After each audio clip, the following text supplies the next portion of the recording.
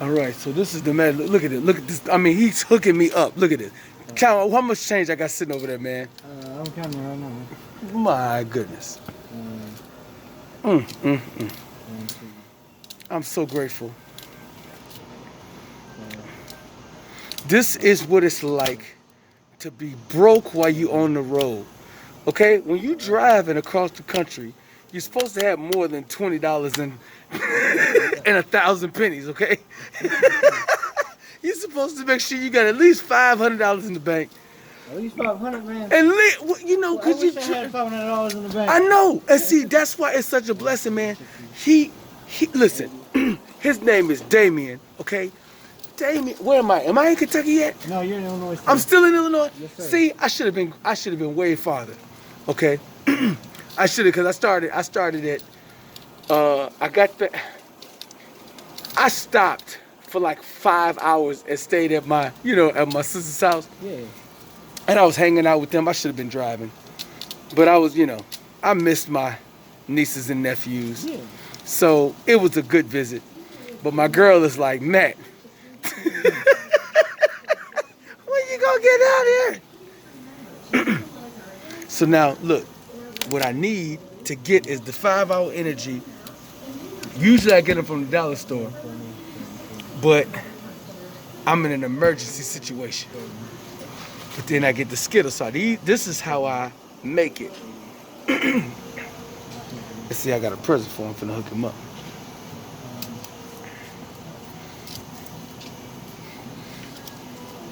You meeting your change quota, boy. I'm telling you.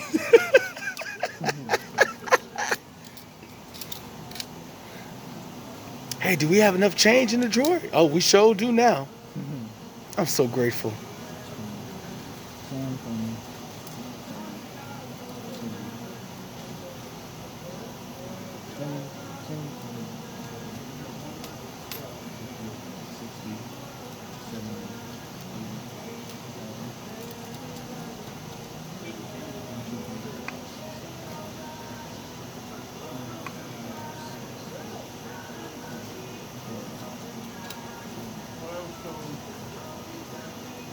2, 4, 6, 12, 14, 16, 18, 20, 22, 24, 26, 28, 38, 40, 42,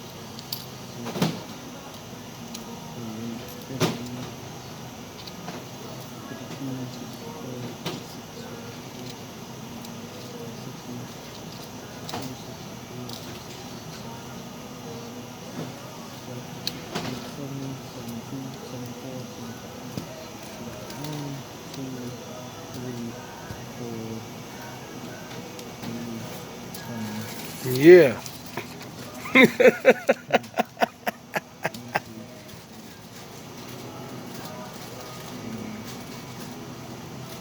I think I heard 78. I think that's what I think I heard. See, and look, he was so kind. Now, how did you do this?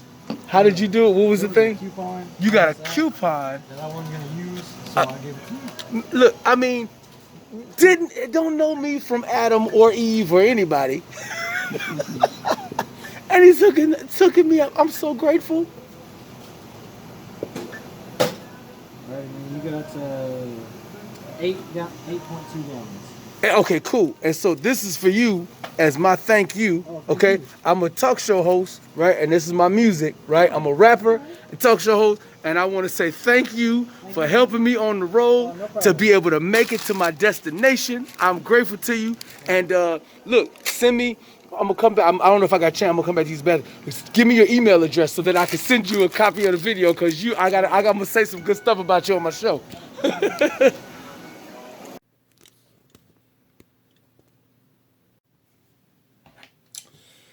What's going on, everybody? This is the Matty Lipsis show, but I'm kind of doing this today. This particular episode, I'm doing it where I just woke up. right? So you can see my hair is kind of like that, and my beard is kind of like that. I don't even have my caricature clothing on. All my, my stuff I put in the washing machine. So I'm up. I just drank my first, my cup of coffee. I just had my oatmeal, and I was just looking at. I don't know if it can be seen, but I was just looking at DJ Scotty, okay? And DJ Scotty, what he talked about on this particular message was the title of it is Try to Put Better Things in Your Life. And in essence, his message, if I were going to boil the 39 minutes and 40 seconds into if I were going to say it in less than 30 seconds, I would say that what you put into your mind, that's gonna guide you. That's gonna guide what your thoughts are. And so there's a lot of things that the Bible talks about related to your thoughts. You know what I'm saying? Guarding your thoughts. That your life flows from your thoughts. And what DJ Scotty was basically saying is, man, I turned off some of the killing and whatever stuff I was watching on such and such and such, and I found that I wasn't as angry. Whoa. And he mentioned for a few seconds about conspiracy theories and you're feeding your brain. And DJ Scotty, he does whatever he can, if possible, to stay, away from politics and a lot of religion stuff that causes arguments and stuff like that. And for that, I'm proud of him, because, like, when you're trying to have a wide audience, when you're trying to be funny and fun for a wide audience, you just know that you just can't, you can't touch everybody. You got to be more broad, and that's what he has been. But me, I don't mind being niche. You know what I'm saying? Like, to a degree. And so I think that the thing that I wanted to jump off or piggyback on to share in this sermon, I guess, right, is I wanted to talk a little bit about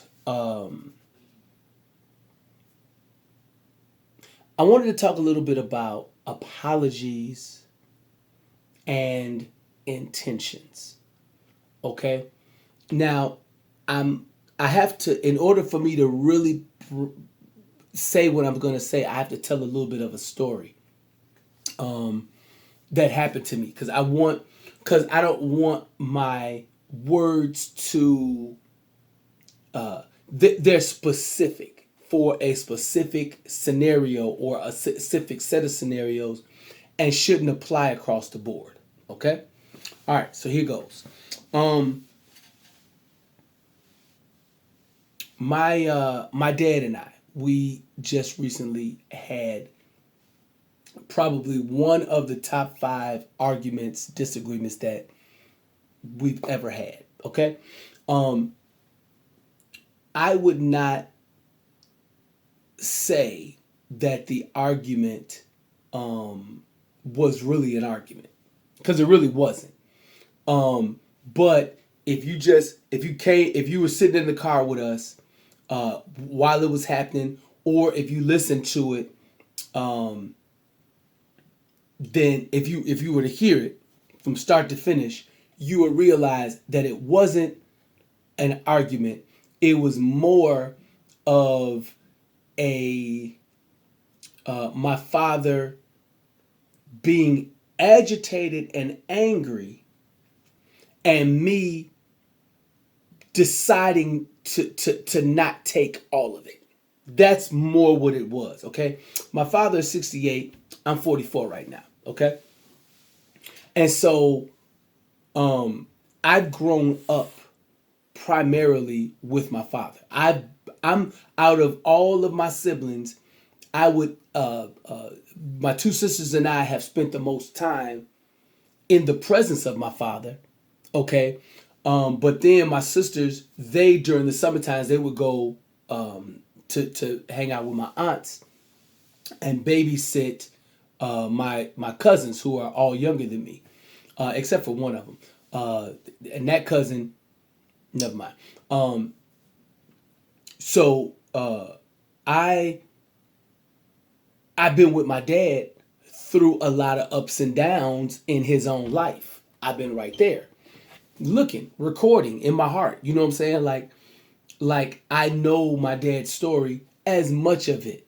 Now, the thing about it is that I'm his son, and I didn't make I didn't make a lot of the same mistakes that he made, and my life shows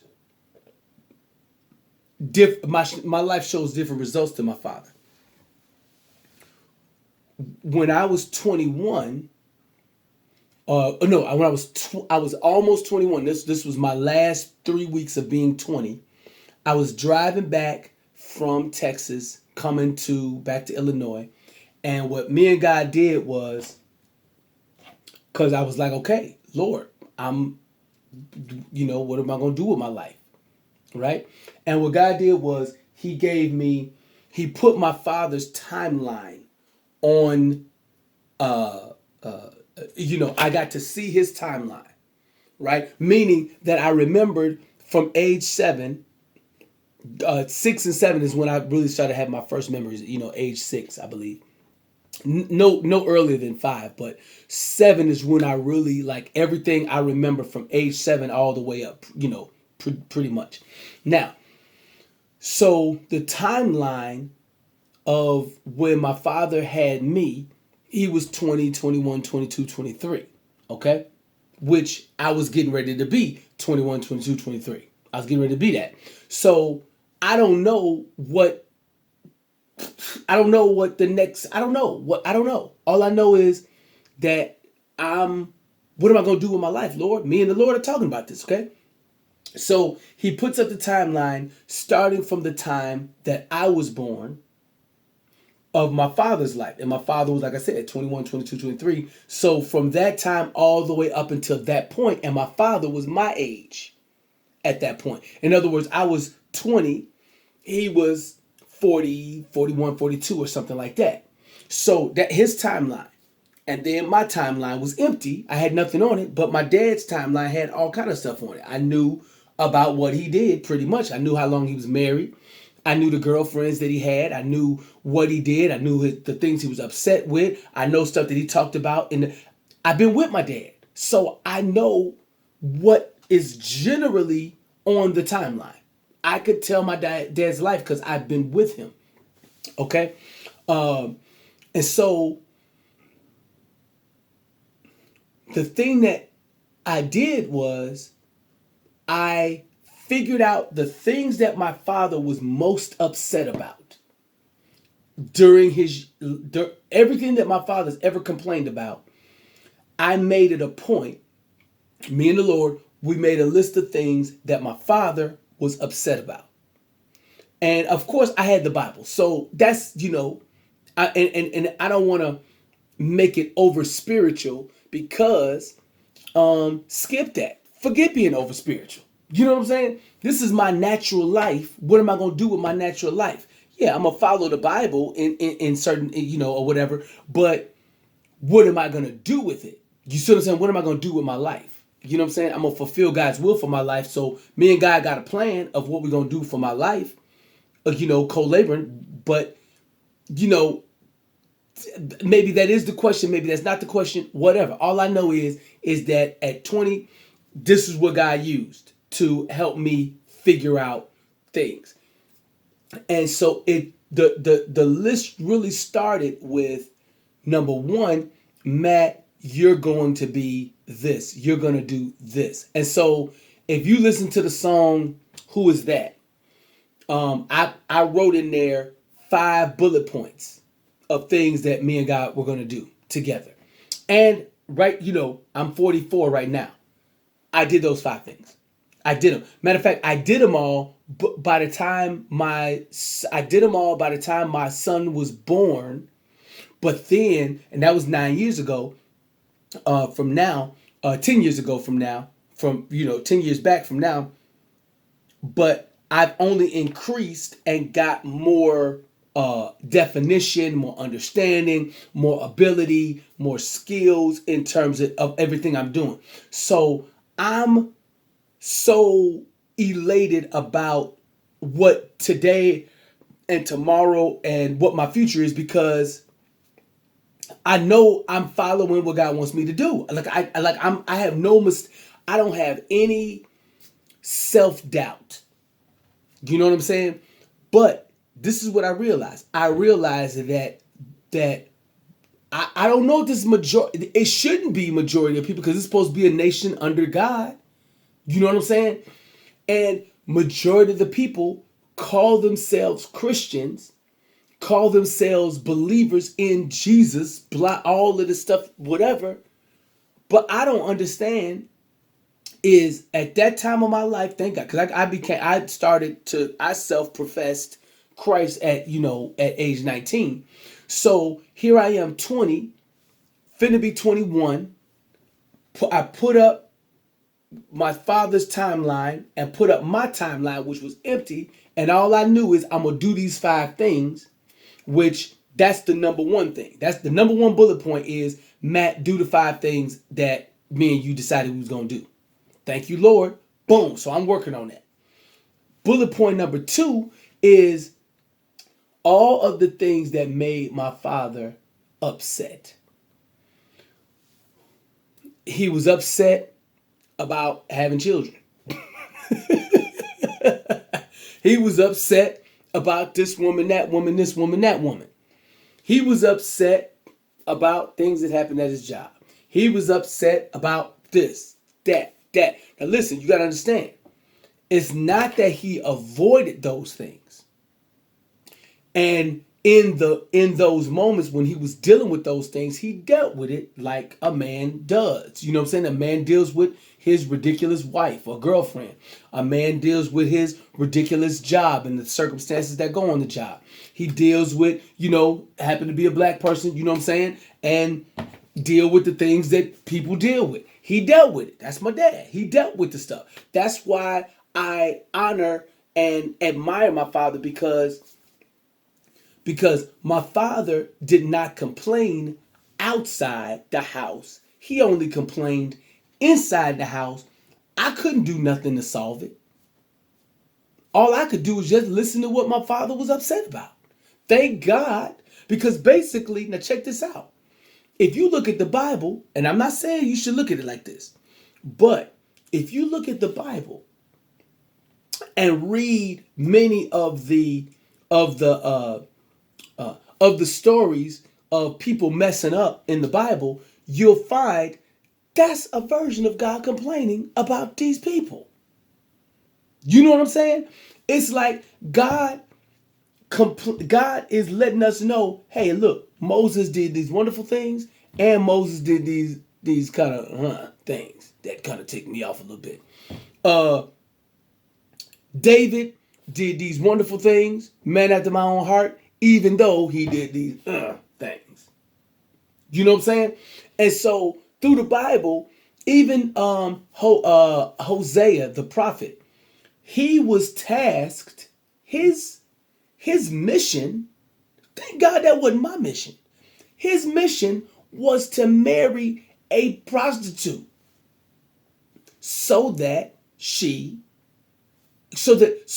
relationship with her would bless Israel, so that they would understand, hey, the way that prostitute is with my prophet, that's the way y'all are with me. I said, no, Lord. Okay, so I get it.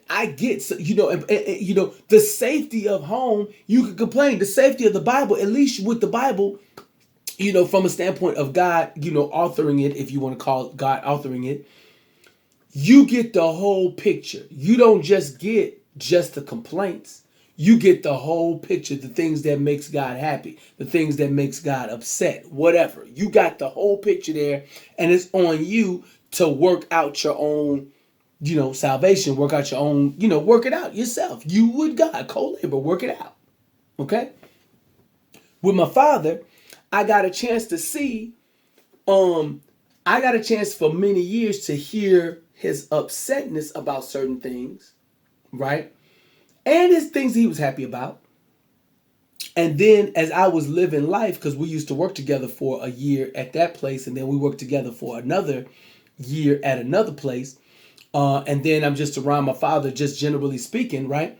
So I got a chance to live life knowing those complaints. So the bullet point number 2 was knowing the complaints that he had about various things. Avoid those things. For me, that was my thing. I'm gonna avoid. My father was upset about this, that, the other relationships having children at a young age or whatever. I was celibate from age 19 to 26. And then when the celibacy wore off, because I don't know anybody who could do celibacy forever without, listen, the 40-year-old virgin, right? I don't know that whole movie because I think I only watched pieces of it. But when somebody makes it into their 30s and such, without having any type of as celibate or virgin, whatever, their friends are trying to help them not to be. Okay? So, you know what I'm saying? And the thing about it is, I didn't want to make a decision about marriage based on just sex. And I didn't make a decision based on sex. Matter of fact, I want to say that I did have a season where I made sex-based decisions, but that season did not last forever.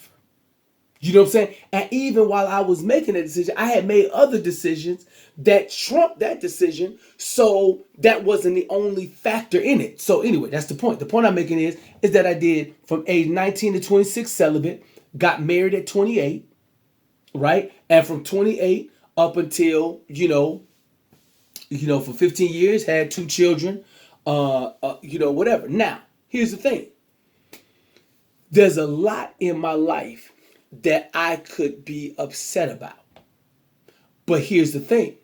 I don't do what my father did, because here's the thing. I got a heavenly father. So those are the main 2 bullet points is do what me and God plan for us to do. And number 2, avoid those things that made my father upset. Or I would say, I said it like this: avoid my father's pitfalls. Avoid the things that made him be like, upset.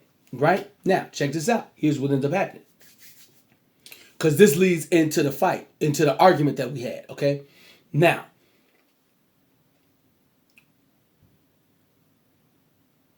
(2020) has been a big year for me and my father. That year spills into this year, but that year was amazing. Me and my father, we have reconnected on a level that's even deeper than we've always connected. Because, I'm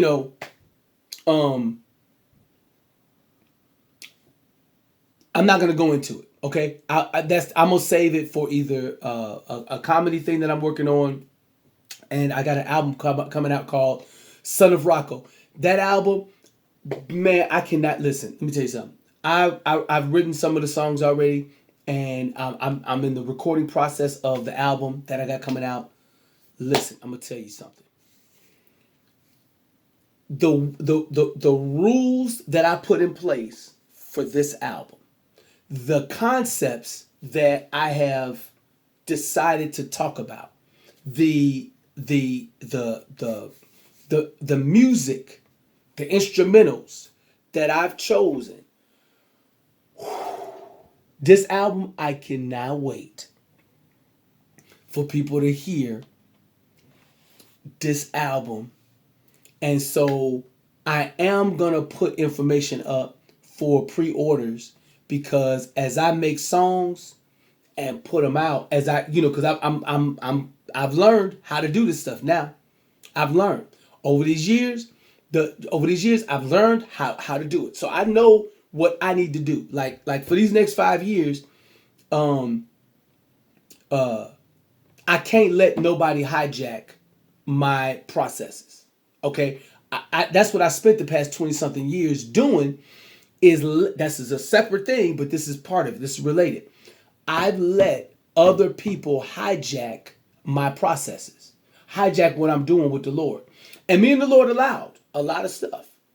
But that's over now. And 2020 is when it officially became over. In other words, for these next 5 years, I've already done stuff. It's just now about to unfold, release that, release that, release that, release that. In other words, I've got a bunch of stuff that's already done. Matter of fact, I've done so much stuff that the music that's on my website already, there's a lot of people who haven't even paid attention to it yet. So why would I release? You see what I'm saying? Look, y'all still haven't digested this. You know what I'm saying? So I get it now. I totally get what I've got to do. So now here's what I'm trying to say about this, and how this is related to DJ Scotty is this: the stuff that I put in my mind over the past years doesn't make me better than DJ Scotty.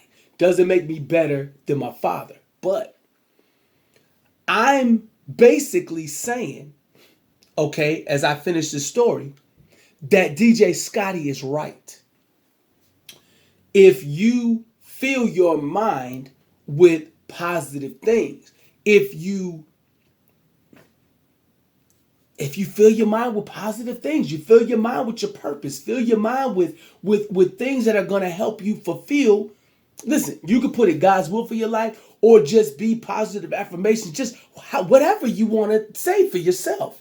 All I know is, for me, I've been eating on my purpose every day. I don't do a day without, working on my purpose and working on why I'm here. You know what I'm saying? So after doing that for 20 something years, I have such an esteem about what it is that I'm doing with my life. I don't, I'm not confused about it. But here's the problem. So now I'm in this disagreement with my father.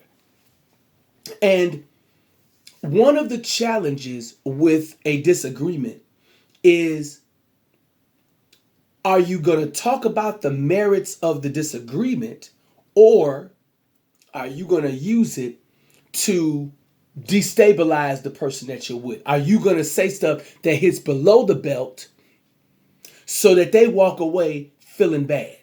And that's unfortunately some of the people that are around me and have been around me for multiple years. That's what I usually get. Because listen, you can have confidence in yourself. That's not pride. Is that possible? Yes. You can have confidence in yourself. I have confidence in myself, not only because I know what I'm good at and I stay in my lane. I only do the things that I know I can do. And the stuff that I'm learning, I'm learning how to do this or whatever. But the challenge is this, is that one of the other things that made me stronger was having a father having my father, who would hit below the belt with me, which made me have a lot of fortitude. So here I am in 2021. Me and my dad are far closer than we've ever been. And now he's saying stuff to me that he himself felt worthy of an apology, right? Now, here's the thing. I have always had control over my tongue to where I don't say stuff that I need to apologize for. Okay? That's been through marriage. That's been through friendships. That's been through military. My tongue, I don't make the same mistakes that people make with their tongue. I just don't. And it doesn't say, I'm not saying that I'm perfect. And this is in this disagreement, I said that I may not be perfect in your eyes, but I don't make the amount of mistakes that other people perceive that I make. Now, my father took that, and instead of hearing what I was saying and actually understanding what I'm saying, because again, I avoided a lot of the same pitfalls, which means that sometimes me and my father might have a disagreement that is kind of based on his own regrets that are in the back of his mind. You see what I'm saying? So I had to really, like, I didn't go there with him. I don't need to. Because God is already doing what he's doing in our relationship and with him. That's the reason why we're having that moment. That's what I realized. We're having that moment because, so while we're having that moment, that's when I'm being the Lord, I'm communicating with the Lord. And I feel, no, people don't have to believe it. I'm not worried about whether you believe it or not, but I'm praying about the situation as it's happening. So, because the Bible does talk about praying without ceasing. And I'm thinking to myself, I'm like, okay, all right, Lord, what you want me to say here? Or what should I say here? And some things I wouldn't say anything. And then he would say, oh, you ain't got nothing to say there. And I do have something to say. And I said, Dad, just because I don't say nothing, it's not because I feel checkmated by what you had to say, or that I agree with what you're saying, or that I feel duped by what you're saying. Dad, you're wrong in what you're saying. There's nothing about what you've said that's right, and that fully applies to me. But that's the way you feel. Then you can feel that way. Now, so even just that enraged him, and it made it so that there was a our relationship sort of shifted that day. And it's not a bad thing. But I bring this up because my father's thoughts have usually, he and I are examples of when you fill your head with thoughts that are of a certain type. You put 20 years on that or 40 years on that, you get results in your life. You know what I'm saying? And listen, I'm not putting my father against me and saying that I'm better than my father. Here's what I'm saying. I'm saying that I'm my father's son. I'm the son of Rocco. And you're going to hear that album coming up, this year. That's why you could pre-order at m3dots.com. But the main point I'm trying to say is that DJ Scotty was right, that fill your thoughts, like he said, try to put better things in your life. Put the good thoughts in your life, okay? Because you can be a person that is on track and have, great esteem about yourself, and you know where you're going. So anyway, that's all I wanted to put out. Thank you very much for watching, especially if you watched the whole thing. I'm grateful. m3dots.com is the website. m3dots@yahoo.com is my email address. And, final word is, bless you.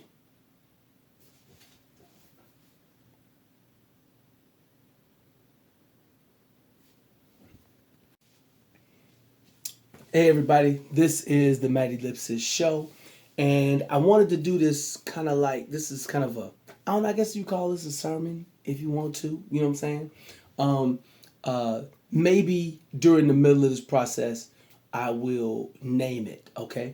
But I want to take a few minutes really and kind of testify a little bit, but also,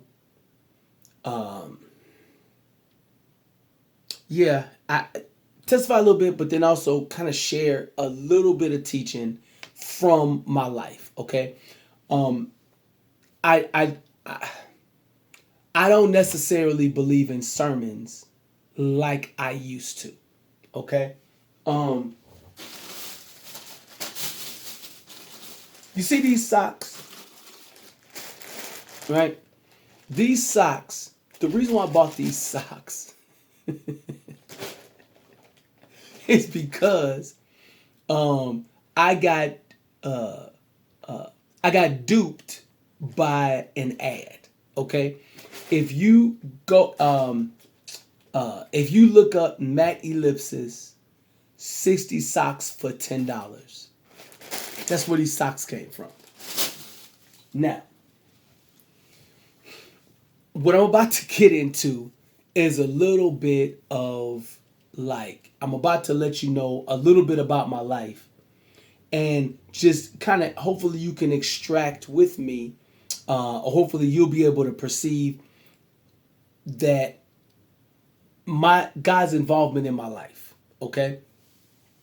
I bought those socks because I got duped by an ad. I've been driving back and forth to see this sign that says 60 socks for $10. Now, here's what's hilarious, right? So my lady, when she heard about that when I told her that I went to the spot, to that place to get the socks, she was like, no. I'm like, what was the wrong, baby? Why are you upset about this? She said, Matt, everything that I do not want to do, that I said I would not resort to doing, I would not lower myself. You just walk right into it. You just go do it, right? And there's a list of things that she mentioned that she's like, look, if I go into that store, 60 socks for $10, if I resort to that, if I do that, that means I have went down. So that was her imaginary line of that she will not go below. You know what I'm saying? And I have to respect that. Even though it sounded silly at the beginning, I had to think about it. Yo, I got my own levels of stuff that I'm just not doing that. You know? So I get it. And here I am, I'm doing it. You know what I'm saying? There's a video, if you ever watched Roots. Roots is it's a film that came out a long time ago. I don't even know what year it came out, but I got it and I've watched it probably like 15, 20 times at least. There's a moment in there where the Kunta Kinte, he was beaten, and that's why he took the name Toby. Okay, so now he's full grown and he's married to this woman who has been on the plantation, I guess, all her life, and so they have a daughter together, and he names his daughter Kizzy. Okay, so there's a scene where Kizzy is about to be sold. Kizzy has been sold and she's about to be, hauled away. And so Kunta Kinte, or, Toby, but Kunta, him and his wife go talk to the master, which was played by Mr. Brady. Okay, Mr. Brady, I forgot the actor's name, but the dude who played Mr. Brady, he was in Roots as an actor, as the slave master, right? Anyway, so so Kunta and his wife went to Mr. Brady and said, please, Mr. Brady, don't sell our daughter. You know what I'm saying? Come on now. And so Mr. Brady was like, no, you got to do it, Kunta.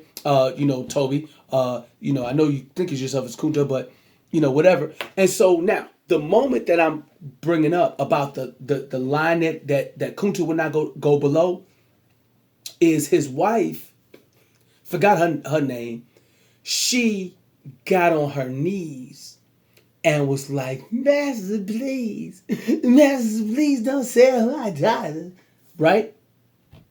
And Kunta was looking at her, and the person who played John Amos, he also played James in Good Times, and he looked at her. He did not have as much reverence for her as he had for his, Good Times wife, So he looked at her like, baby, don't get on your knees, right? You know what I'm saying? So, okay. Okay. So anyway, that's a new rapper on the team, so I had to take that. So anyway, so all right, so like I said, the Kunta character was John Amos from Good Times, and so he was looking at her like, woman, don't get on your knees about that. In other words, he was like, look, we don't need to beg. This system is not set up for us to. We ain't got no. So at least we can have our dignity.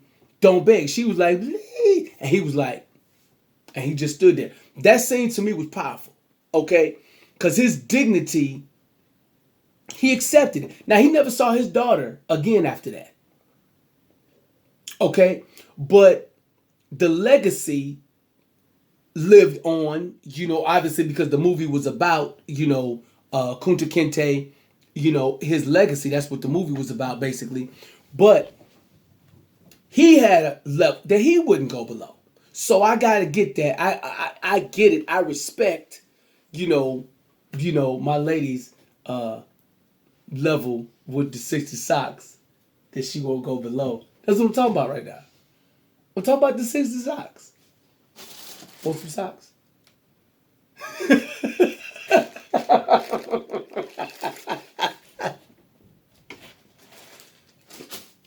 morning. Good morning. Yeah.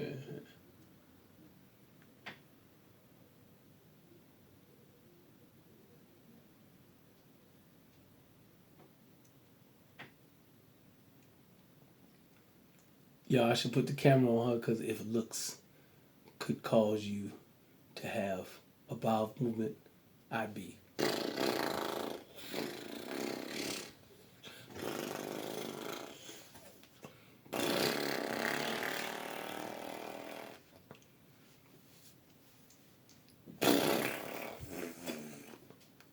Yeah, I never. Huh? We're never going to improve our station in life if you keep canceling Canceling my moves. your moves? Yes. I the 60. Three things. Yeah. One, I said, the first thing I said, hey man, you got a vacuum? And I shook my head violently. Oh yeah, that's Darnell downstairs. What the fuck, man? What in the But we don't have a vacuum. Yes, we do for the car. Right, but did I give it to him? That was code for don't talk to the Negro. I said no, because next thing you know, they going to be asking for some of everything. Now he looking for a record deal. What the fuck? No, he didn't look for it. I gave it to him.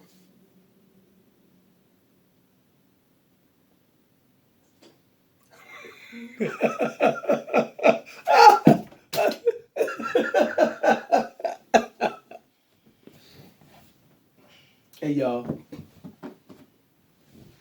She threw a pee at me. She threw the pee at me. That's right. She threw the pee at me. I said, don't affiliate or associate. Don't do nothing. Mm-hmm. He approached you. I shook my head back and like,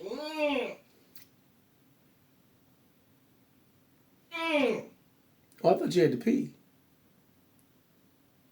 Because you do the same thing when you have to pee. You be like, and I be like, oh, baby. Whatever. I'm just joking. I told you. Mm-hmm. I went like this. That meant, him a bag of Negro. I don't agree. He's in a tough. He's Whatever. okay. Second, Second. the sock situation. seen that sock since I got here. And I knew. I was like, I don't care how bad things get. I will not go into that sock place. Yeah. I don't even know where it's at.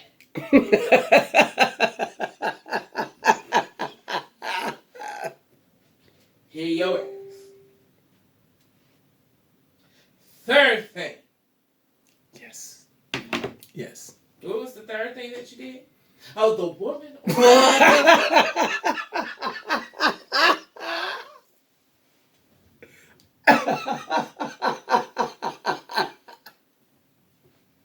Heifer scared the dookie out of me with her bullhorn. I think that she had a bullhorn, and I think they said, no, you can't do that shit. No more.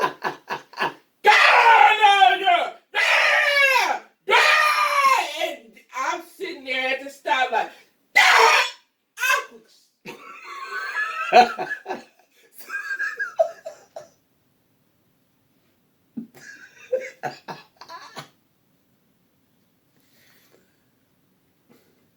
And here you go. Hi! Yeah, I did an interview with her. What the hell? And she told you what? What did she tell you yesterday? She told you what you already know. I'm so glad it was your car, because she gonna be like, sister, I know you've been seeing me for years. And it's a damn shame. Right, Negro, because I'm not trying to be associated with you. Wait. Back up. Now back up. Wait. Now back up. Remember now how we started out. Let's take my car. Listen, we would have been in your car, right? Okay. So already, right? They just shows out. Like I said, we are not going to improve our station in life if you keep canceling my shit. Right, but baby, your station that you're talking about is the wrong station. I got the right station. To understand, turn to my station. Just get this impartation. This new era births a new nation. You got to get this. First of all, you ain't even been down here a full whole year yet. Shut up. Yes, I have. It's been over a year. No, it hasn't. It's been over a year. No, it hasn't. Your stay here hasn't even been. It's not even, what? It's barely 3 months. Shut up. Oh, you talking I about know a day? this area. You don't.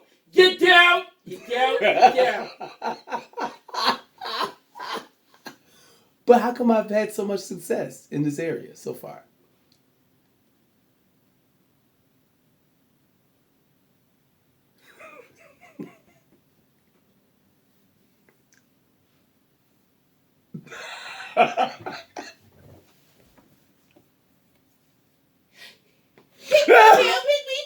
Use me. I'm hoping this happened here, this happened there, this happened here, there.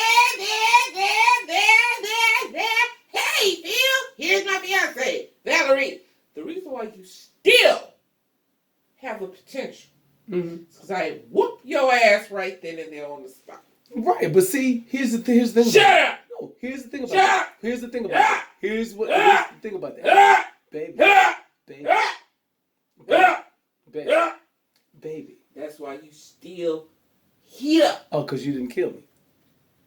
That's because I looked at you, and I was like, because I was just in the shot. I just extended my hand like, I know you joking, right? And then feels it's nice to meet you, Valerie. I don't even think you caught that. I was looking at you like you was. Well, you know, I mean, you shouldn't have ticked me off. Do you remember how you ticked me off? Do you remember it all? Does that at all get factored in? I'm just saying, does that at all? Does that at all get factored in? Like I said, next time I say drop my black ass off, you do that. No, next time. Okay, well listen, here's the thing. You do that. No. You do that. Like I said. Then don't make a Starbucks trip run and then ask to be dropped off. You don't make the Starbucks run. That's what. No, it's not. No, what's not? No, Negro. It was on the way. So what? It was on the way, long line. And in other words, we sat in that line for how long? How many minutes did we sit in that line? What the? How many minutes did we sit in that line, baby? Do you remember? Because I remember exactly. So it's okay. No. Cater. Answer my question. It's okay. Are you changing the? Are you changing the? Cater to your friends, but you can't cater to me, bro. Well, listen. Guess what I did? I did cater to you. Bam. That's why we went through the line. Well, no, you didn't. You cater with me with an attitude. No. Here's where the attitude came in. The attitude. Okay. The attitude came. No. Let's be very, very, very, very clear here. You get in a pissy, shitty mood. Okay. Whenever you have a conversation with your dad. Okay. All right. You don't say shit. Yeah, Dad. I understand that. With me, as soon as you hang up. No, hell no. All right. So in other words, what you did was knowing that I get in that type of mood. If that's how you feel, if that's how you truly feel, Matt, you get in that mood when, right? Then you do something. No, ho. I ain't no ho. I'm Like trying I to said- say something. like I said, I'm it trying to all say goes something. Back to what I said. Look, me, bro. Every time we are not going to get any further if you keep canceling out. Now you don't. Okay. We're not going anywhere. You're determined for us to not advance. Advance. But see, sweetheart, advancement is based on me, not based on you. Motherfucker, did you? Advancement is based on me. I'm the man in this scenario. And so it's based on me. It's not based on you. Listen. Shanae. Don't even say my name.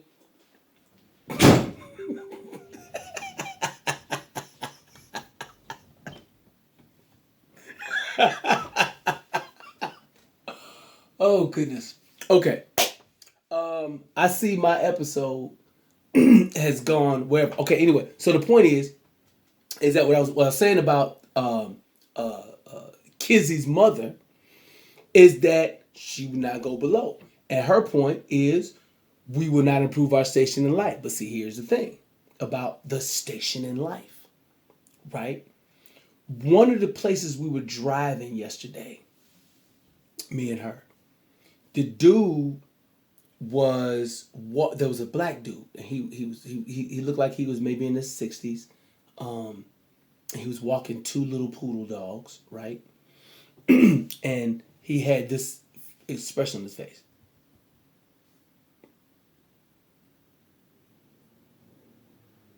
Right? That's what he looked like.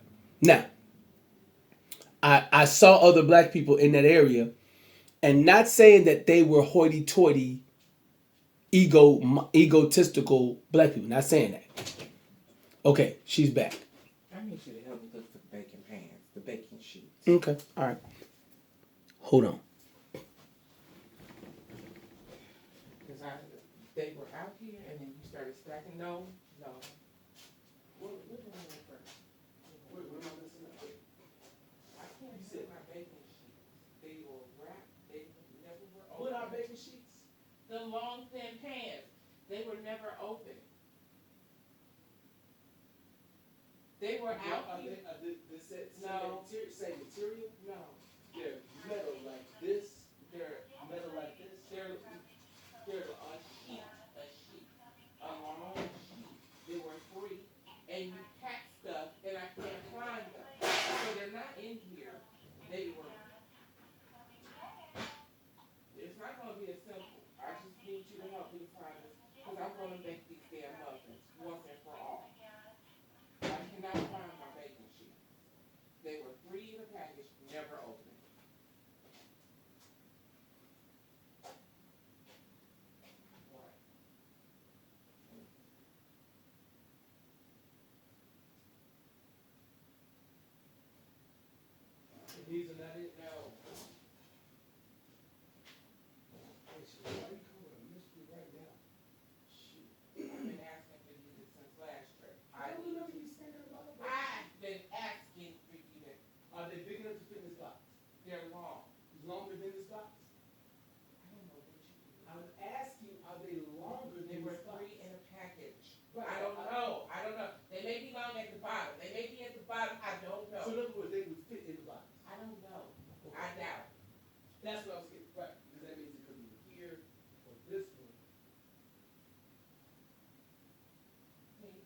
Don't put the bottom of that one and the other one. I didn't put nothing in there. All I put in here is paper.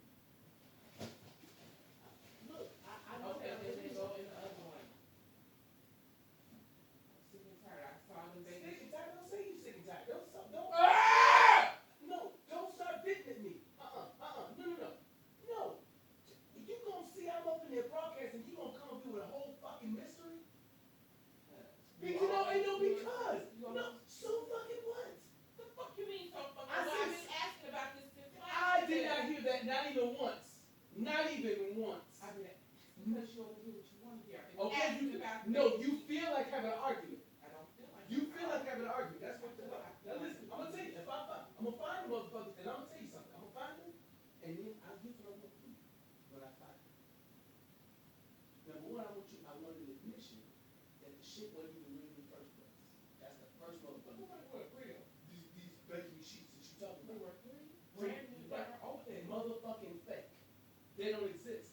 I'm about to go on a wild goose chase for your ass right now. That's what this fucking is. Just check that. No, you just want me to check it. I'm in pain now. My son, shut the fuck up with all this goddamn medical bullshit talk. Okay, you just feel like putting me on a wild goose chase because you mad about some shit. Ain't nobody- That's why. Listen, I was up there doing a happy episode. Okay, heifer, I was happy heifer. Right? You be a happy heifer. Okay, I'm the head of the happy heifer. But I'm looking here, and it ain't in here, because it's a wild goose chase. It's not a This- wild goose chase. There is no motherfucking. There are 3 sheets. Nope, it does not exist. It does not, because if it did exist, then you would have been looking for them before I came here. It's just the last trip. I've been asking you. No, you have not been asking You me. move shit around, and I'm like, I can't find the shit. But see, no, you Hey! just feel like yelling. Ain't nobody feeling So like now, that. where next should I know, because you want me to basically be subdued by your bullshit, okay? You know ain't no goddamn sheets. Come on, where else should I look? Where else would they be? I move shit around and the can't find shit. This is your shit. You look through the shit. Look through it when I'm not here. Where? You're saying that, but it's your stuff. So you can find it. Okay, I can't find what I.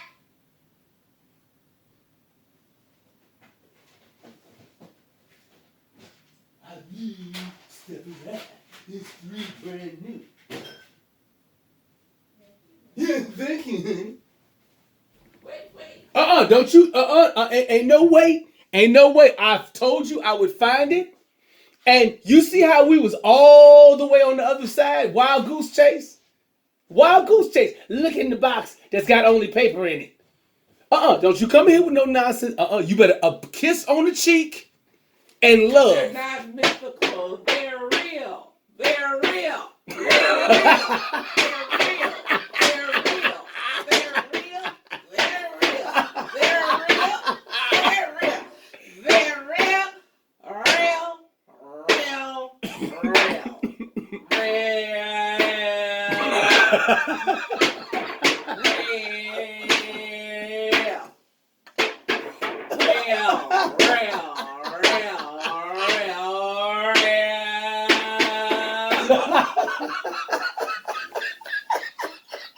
Real. Cause they're real. The way she bakes, the way you eat, you know you're gonna do it. They're real. And I can't bake without them. See?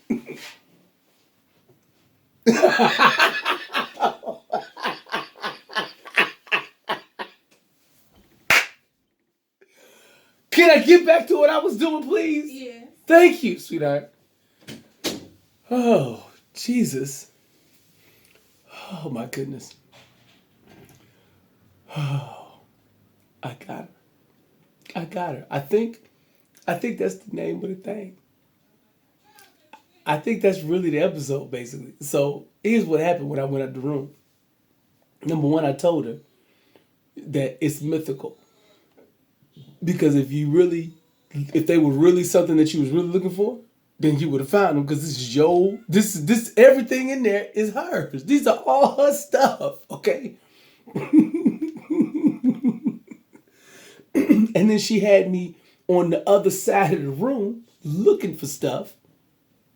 No, you ain't still talking about it. Oh, really? What? Look, I'm doing the episode. You interrupt my episode. I'm gonna talk about what's happening. Why are you backing in now? Why are you still talking about it? Because I'm connecting it Oh, hell to no. scripture. Oh, hell no. Hell no. You don't want to accept the fact that your ass was wrong. You was wrong. Wrong. They're mythical. They're not mythical.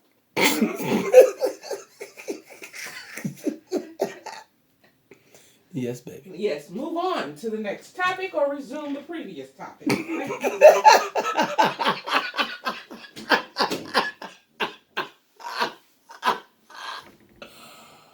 Oh boy. Ladies and gentlemen, let me think. My original, what was I was trying to talk about a standard. You done heard enough now to understand that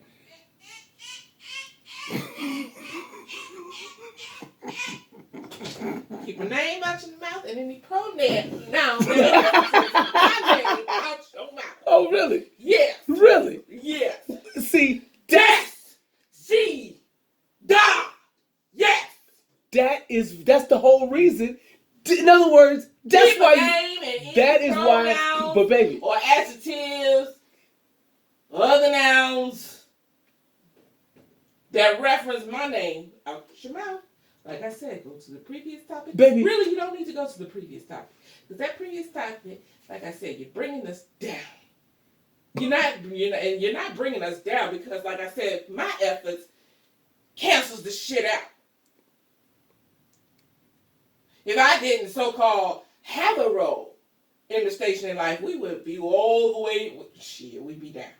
All the way down. I didn't say you didn't have a role. You do have a role. You my lady. But I'm the leader like I said, of the movement. If I hadn't done shit or set some standards, we would be at the bottom of the barrel right now with your ass. Because you're destined for us to stay there. And stay there.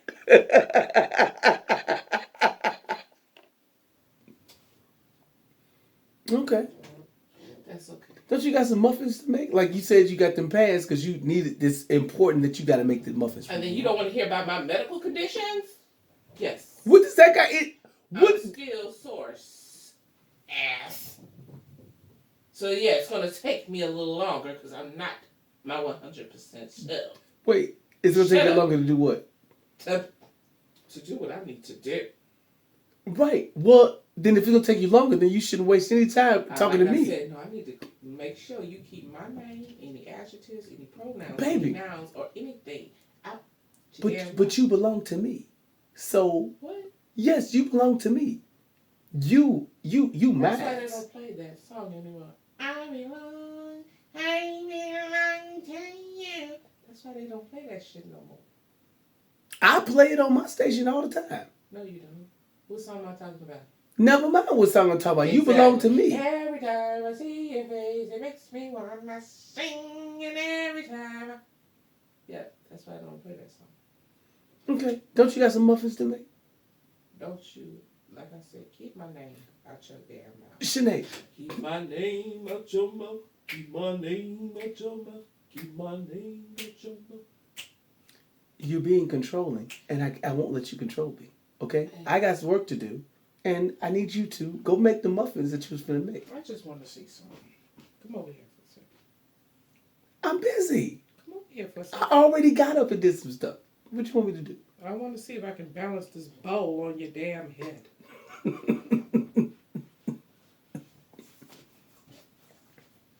So, keep my name out your mouth. Baby.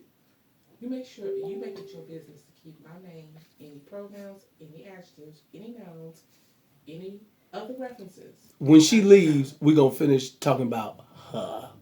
Okay? So just hold on. Like I said, Let's, her.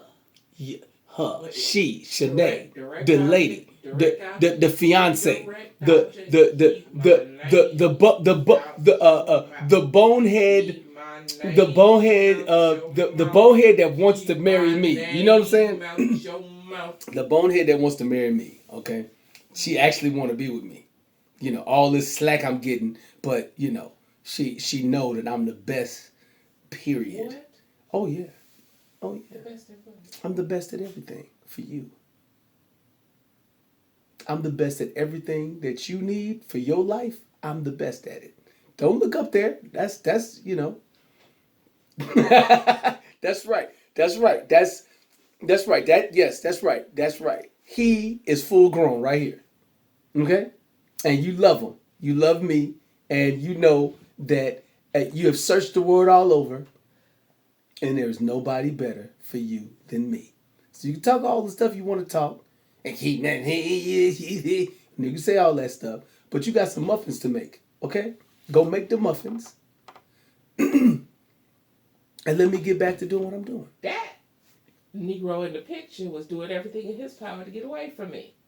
Was I? Yeah. Well, I'm with you now. Jordan the Harvey didn't tell me. Mm-hmm.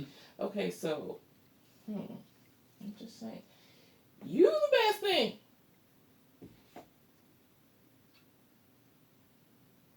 I'm saying that we are the best for each other. We are the best. Oh, no. No, I can say it individually that, you know, you could try to do better than me, but it's just me. It always boils back down and returns back to me. Yeah. Who called whom? Yeah. Because you left. Right. And then you called. Mm-hmm. So, how is it that you're the best for me? Because I applied and I got the role. You was looking. You was a headless woman looking for a head. Probation. Okay? Probation.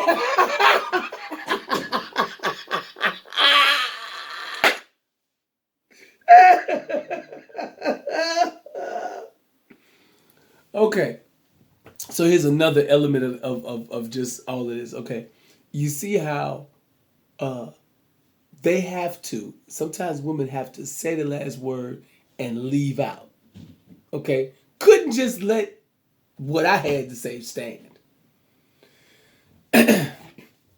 Anyway, I love being in a relationship. She is definitely a good woman. And if many of you that are with good women, you deal with that type of stuff too. You know, it comes with the process. Anyway, I think I'm at the end of the end of the teaching, and it wasn't really a teaching. Anyway, yeah, m3dust.com album Son of Rocco coming out, and I'm gonna talk a little bit about her on the album. Yep, in explicit terms. I'm gonna let you know.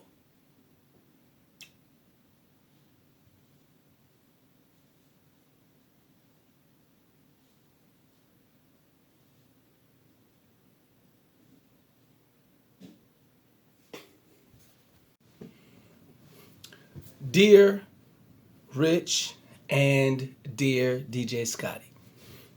So, look, the reason why I wanted to do this video is because I wanted to take a few moments sort of just to officially apply to be part of the Just for Fun Radio family. Okay? I have 4 reasons that I would like to submit for your thoughts, okay? For your, for your consideration, okay? I believe that if you add me to the Just for Fun Radio family, that I'd be able to bring more content. I've been working on the Maddie Lipsis show and other podcasts. I've been working on this stuff for years. So there's a lot of content that I know how to summon so that we've got content. Now, you've already got a lot of content, and so it's not that you have a shortage of content, but one thing that I noticed is some of the people that came over from your show to look at mine when I was streaming live, as well as while I was on your show. I loved the comments, and it looked like that I bring a different dimension to Just for Fun Radio. And that's what I want to be able to bring. I want to be able to bring a different dimension, not anything to take away from what has already been established, but add to. That's why I like the M's, Morning Mayhem and then Midday Matt, meaning that I'm there to to sort of like ask questions of people, have some, have some engaging dialogue based on what I'm good at, you know what I'm saying, because I've been listening to talk radio for years. I've been watching talk television for years, political talk. I'm so into it. And some of the topics that that DJ Scotty and the whole team that you got, Holly and Rich, that you guys try to stay away from because you want to have it just for fun. I know how to tackle those topics in a fun way because of whether it's my military background or my church background or my background as a rapper or the fact that I'm engaging in comedy. I believe that I can have some it'll be content that's, engaging, thought-provoking, but also enjoyable to listen to and enjoyable to watch and whatever. So that's number one. I'll be able to bring more content. Number two, more reach. Okay, so here's the thing. Everywhere I go, I put my CDs in the bathroom of restrooms at truck stops. I talk to people, get their information. There's so much content that I have recorded of me meeting people on the spot saying, look, you did a good thing for me. I'm finna have you on my show right now. And I pull up my phone and I won't stream it. I'll pre-record it because I want to edit it. You know what I'm saying? And stuff like that. So you're going to find that whenever I go places, I always wear my outfit. You know what I'm saying? And I go and I interact with people. So my intention is, like I said, to put the Just for Fun Radio logo right there so that when they see me, they see, you know what I'm saying? Yeah, they'll see my website, but they'll see the Just for Fun Radio and it's in their mind. And when I go somewhere, I like to take a bunch of time to pull over. I'll pull over 20 times in a trip. Why? Pull over, get some gas. Pull over, stop and get something to eat. Pull over and stop and use the restroom. Why? Because somebody there, I'm going to meet them. I'm going to have an interaction, and I'm going to give them one of my business card flags, which I'll show you when I get there. Give them one of my CDs, connect with them, have a moment, a laugh, whatever. And I always turn anything, boom, into something that advertised for the station. So that's my point. I know how to touch people. And what Rich was talking about is having a national audience.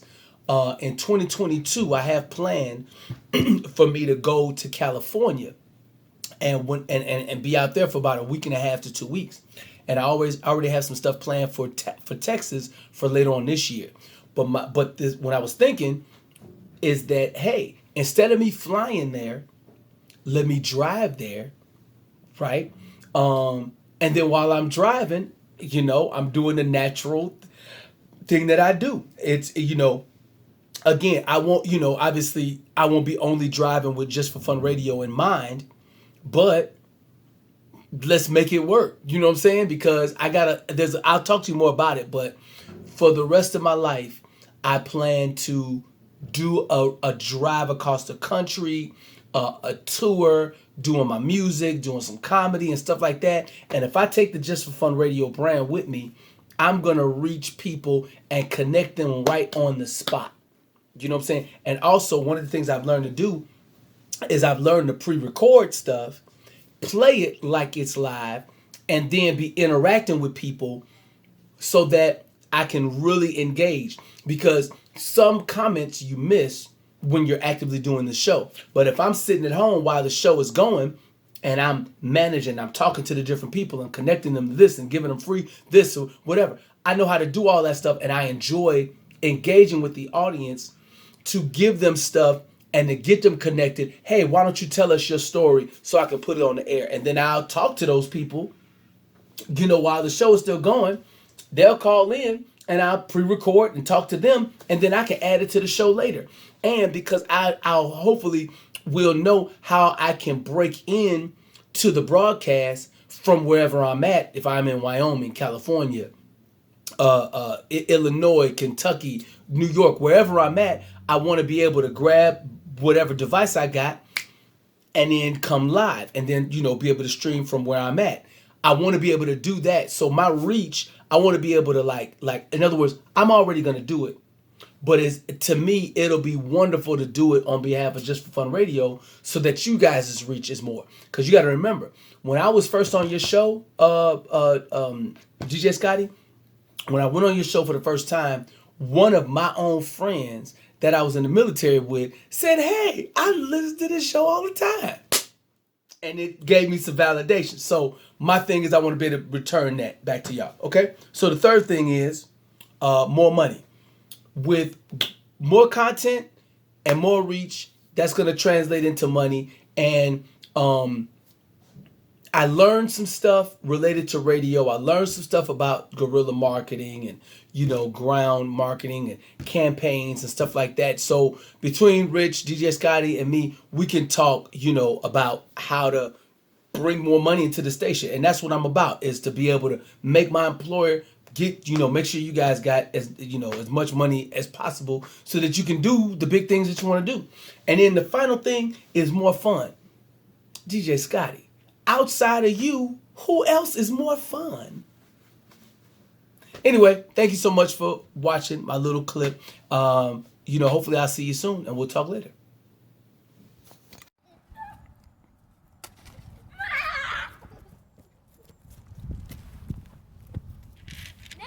Stop! We need those.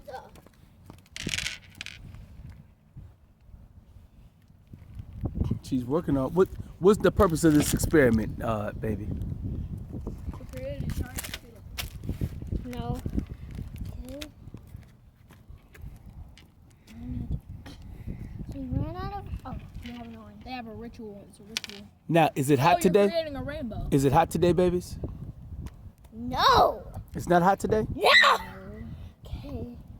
Now I need. Because I was thinking about let's go swimming today. Oh, I get it. You're trying to make a rainbow. Nathan, you just shook the table. But you're making a rainbow. I don't care. Now, son, what's the reason why you wanted me to bring this table? I think it's very sweet of you. I wanted it because that's the only table that I know you have to eat stuff on. Oh, so you don't care about all the pictures of you all over this thing? You don't care about those?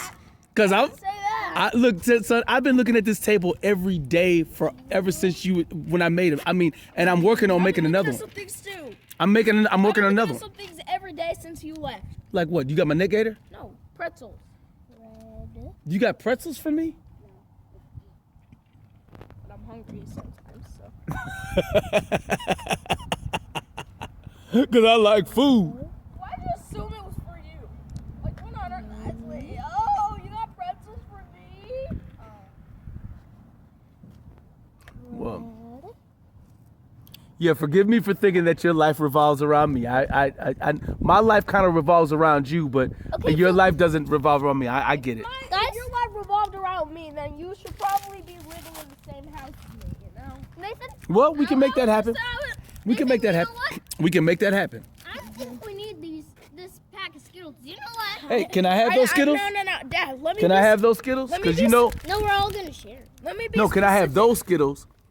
Let Since me you be guys took my other candy, can I have that? Let me Since be you took my airhead, let me be can I have specific. that?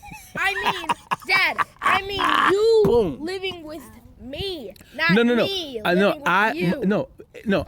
Everybody who lives with me lives with me. I don't live with nobody. You live with you. I don't live with Oh, nobody. that's so amazing. That's such I'm the Let me person. do one too. If I put a basketball in a hoop, I'm putting the basketball in the hoop. Wow. Oh wow, that's probably gonna get a standing ovation. Wow, what an amazing speech. Okay, now Dad. So I'll give praise to the new mayor. Uh-oh, baby. Let's not. Uh-oh. It might just look like regular water at first, Now, but you do know this is It gonna becomes fall Skittles over the table. water. Bum bum bum bum It's bum gonna drift all over bum. the table. Bum. It's okay. Oh, come on. we gotta wait. Oh, I see it. What's happening with it? Look. What's going on with the Look, Skittles, yeah, baby? just look right there. What explain what's happening. Explain what's happening, baby. No, Dad, look. It might look like regular water right now. This just proves the What? Skittles are unhealthy. But what, baby? Dad, look. What the paint is the Skittles paint is coming off of it? Yes. Yeah, because is it's so dye. It's cool. dye. This just proves that Skittles are Baby, what made you think about this particular experiment? watching think of Yeah. some YouTuber that swears. Ish. Are you licking the dye, baby? Are you licking Yeah, the means too. Why doesn't it taste like a regular Skittle? Because it's in your finger. It tastes like your finger. I want to try a Skittle. A wet in Skittle? Other Skittle water. It tastes a little like a Skittle, but wet. The Skittle tastes like a Skittle but that's been hard. dipped in water? Is that what it tastes like? Wow. Yeah, I wonder why.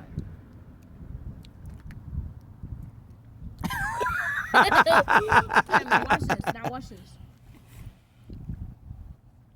And I'm pretty soon it's gonna be dripping all over the table. Even if it does, we'll just wipe it off, baby. We'll just use your shirt to wipe it off. Keep dreaming, buddy. Is it warm out here, baby? Too warm for you? Want to take off your jacket? Oh, these Skittles are losing their. These Skittles are losing their colors. Their Skittles are losing their colors. The Skittles are losing their colors. It's amazing. A Naomi experiment. A Naomi experiment. You said So experiment? hey, YouTubers. This is the Naomi Experiment Show, and what she has just done Want this? is show you. She's made Skittle water. She's made the This Skittles. is disgusting. Listen. Oh, I got a song for you, Naomi. Check that inside. I see your true colors falling off. I see your true colors. They're turning brown. What in the what? So don't be afraid to eat these Skittles. We need more brown True water that we can show off colors. by drinking. Now Nathan Whether joins they into taste the like- experiment. Now Nathan joins into it. Whether they taste like Skittles or not. People are gonna be Nathan! disgusted. Now we see, Nathan! we see the brown Skittles. Look, watch this. Watch this. I will help you. No, look what happened though. Look what you did. It overflowed. No, it's not that. You just made the water more orange. Look at this. Watch this. Yeah, I know. But Nathan, What you happened to the Skittle? Just, Nathan, you just made the water more orange. And I can fix that. Wait, I made the water. That was turning itself orange. I added more water in the mix. The top water's. Uh-oh. Now Naomi has figured out the solution. The solution is more Skittles. Ow! How's that so cold? What in the what? Naomi, it's cold out. I mean, Nathan, it's cold outside. That's Well, why. I know that. Duh. But look. What's this? All right. I'm going inside after this. No. See? See, look at that. Told you. Told you what? That you could fix it? No, this. Come over here. And look what's happening to your face. Ew! Ew! It looks like slime. Come to this picture of Mom stuffing Dad's face with wedding cake. Yep. Well, I mean, that's She what said, dads do. this is what your mother told me on It's that. that thing that makes me not like. Some things make me not want to get married. Not your relationship with Mom. Yeah. It's just like some things. What I read in books, what I see actually happen. Yeah. Some things make me feel like Let's add more colors. Like what, son? add more colors. Okay. So makes me feel like dry rain sludge or this, which are. Yes, I which see seem some like green and colors.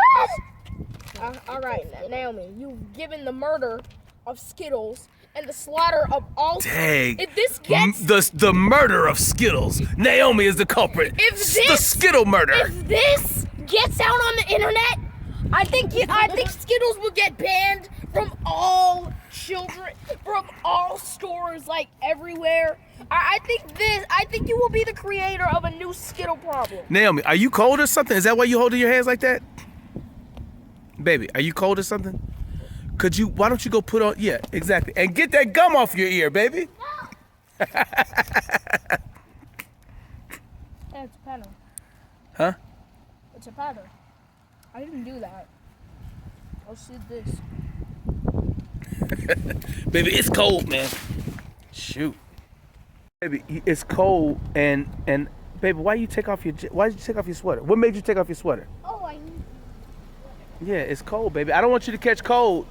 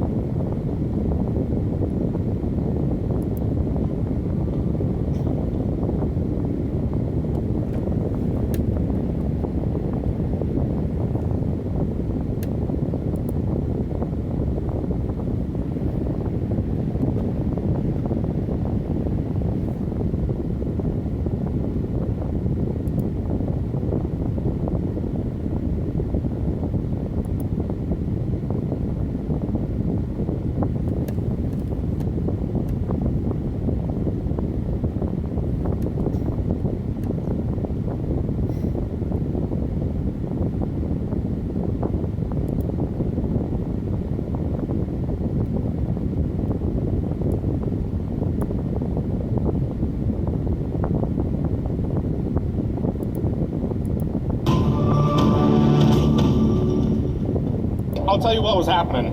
So I was going 70 miles an hour.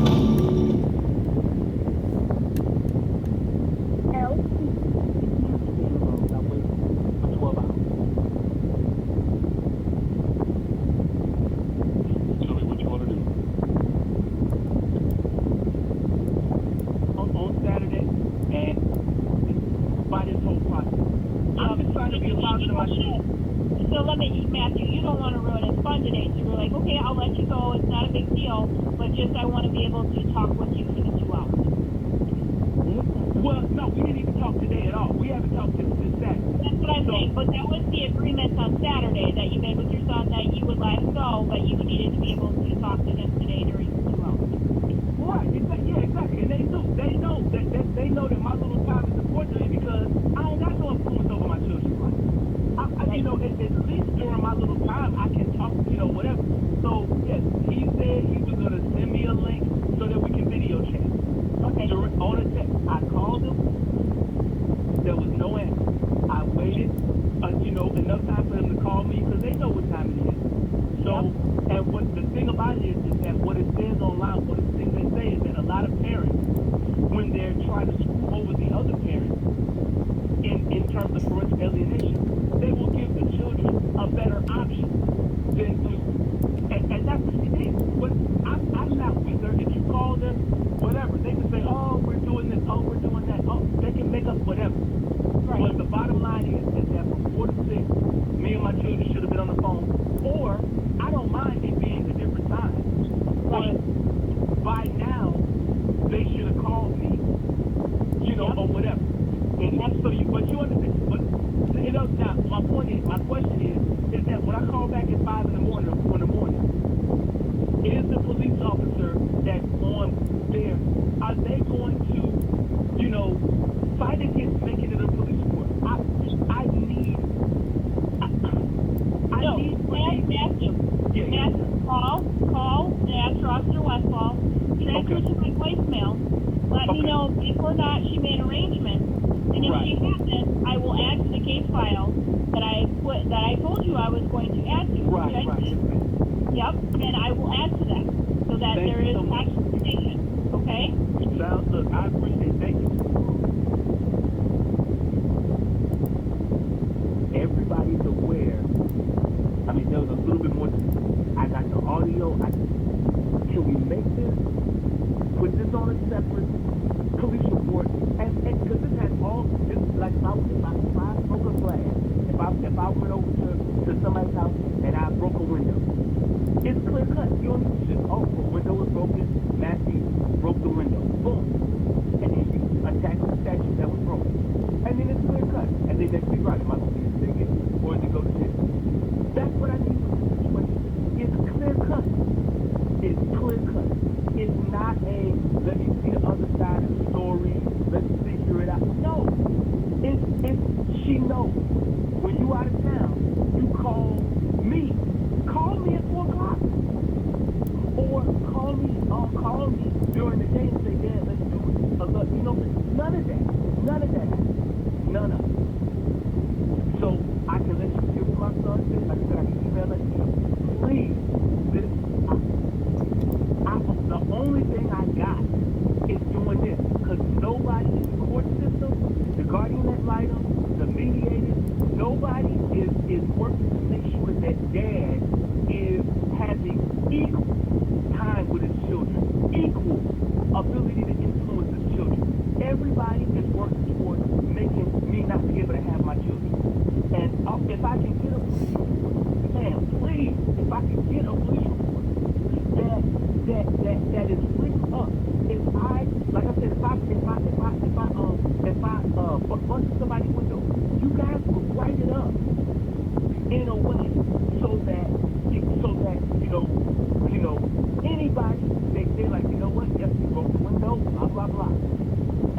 and then the prosecutors can run straight to it and do what they got to do. I've experienced that at the Tulsa police station. I've experienced it. You know what I'm saying? There was a police report for 2 library books. If two library books can get me a warrant for my arrest, then the multiple times that I don't have my children, and especially and Nobody's yesterday, then it should. No, they're not. It should. If I can get a warrant for my arrest for 2 library books, They have it one scheduled. was for my son and one was for me. Yeah, Travis supposed to be coming I up. can have a warrant for my arrest for 2 library books, then surely. Yes, it hasn't worked out. Don't worry. I mean, if it works out where they're coming over and all that, I will let everybody know. You know what I'm saying? But no, it hasn't worked out. The same frustration, whatever the library, whatever frustration they had, that was in the police report that was all the way escalated to, you know, a warrant for my arrest. And you can look up the record. I think he was the person that was on it. So if a warrant for my arrest can happen for 2 library books, then surely something.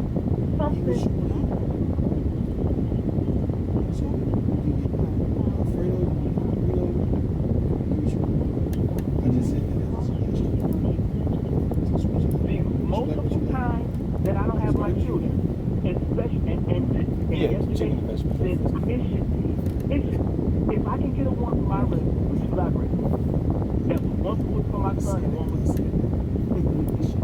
If I can have a warrant for my arrest for 2 library books, then surely a police report, a well-written police report that articulates the same frustration, whatever the library, whatever frustration they had, that was in the police report that went all the way and escalated to, you know, a warrant for my arrest. And you can look up the record. I think you were the person that was on it. So if a warrant for my arrest can happen for 2 library books, then surely something.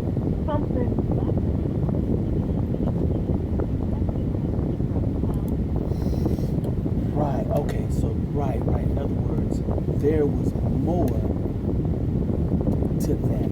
I left that message,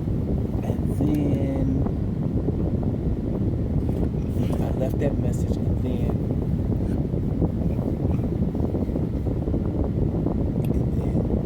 I talked to a police officer, and she canceled.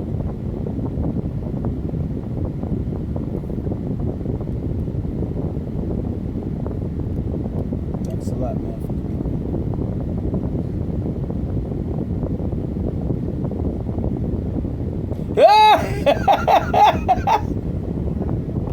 Woo!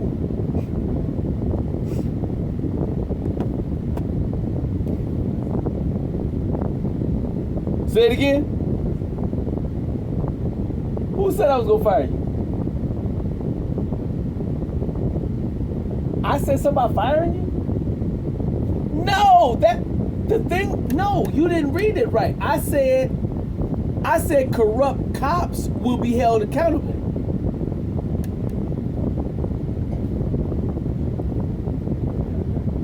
Oh, so you're interpreting it right. No, I want you to enjoy your title.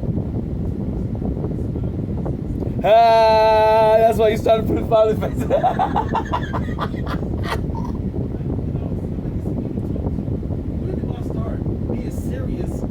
Stuff you talk about, like stuff like that. Listen, if you don't like the title, look at it. Whatever you said, Chief Patricia's for the Apostolic Kitchen, right? I'm like, yes, that's a joke, I want right? you, I know, and I want you to like your Okay, title. well, you don't like that?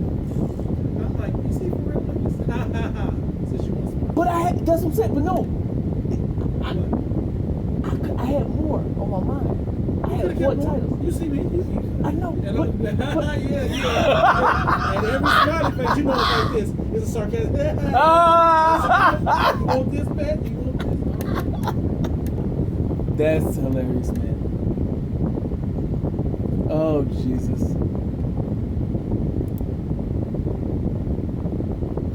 Okay, this happened on 17 August, so I need to go to 18 August. 17.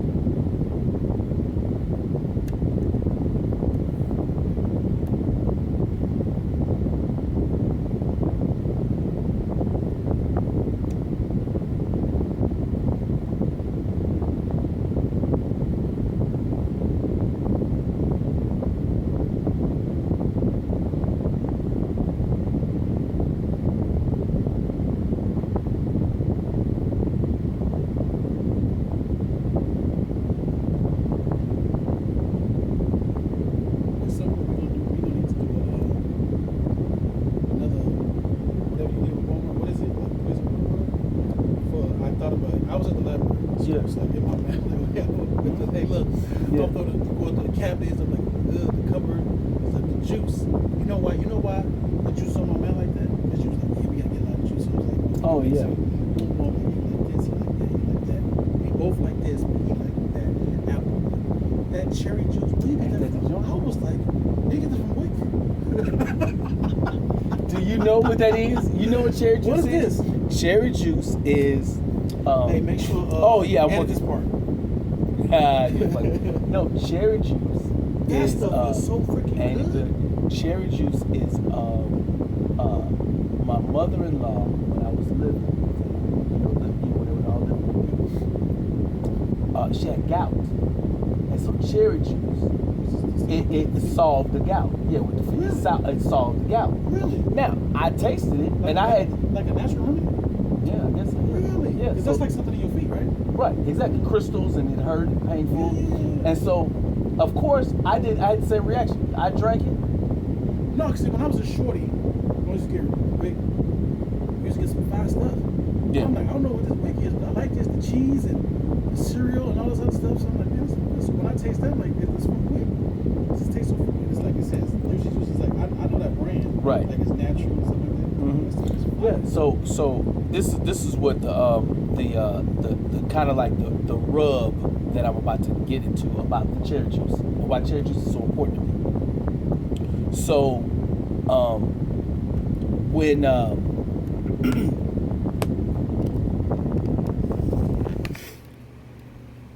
so I would buy the cherry juice. I was working 2 jobs. So I'm buying the cherry juice.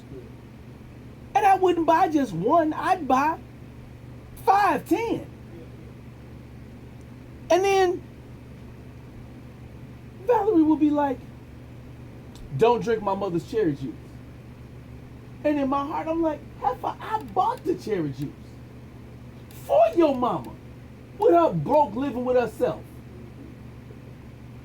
So then I went overboard and I bought like 20, 30 bottles of cherry juice. I'm not joking. Don't tell me I don't have, this is my house, my refrigerator, my cherry juice. Your mother's allowed to have some. What? Don't get no, man. Then that solved the cherry juice problem in our household because she was serious about that because see, she grew up in the poverty scenario. I didn't grow up in poverty per se. I grew up with a dad who worked 2 jobs or whatever, and when we would go shopping, my dad would just hold the cart, and me and my sisters would put whatever we want in the cart, and he would pay for it, and then he'd be gone, go to work, go to his girlfriend's house, whatever, and we would just. My dad said it. I got audio. My dad was just talking about it. He said, man, you and your sisters, y'all were pretty much grown at a young age because of the way that we ran stuff in the household. We washed our own clothes, cleaned up the house, the whole 9 yards or whatever. So there is no, that's mama's juice, my mama's juice, and I bought it. What?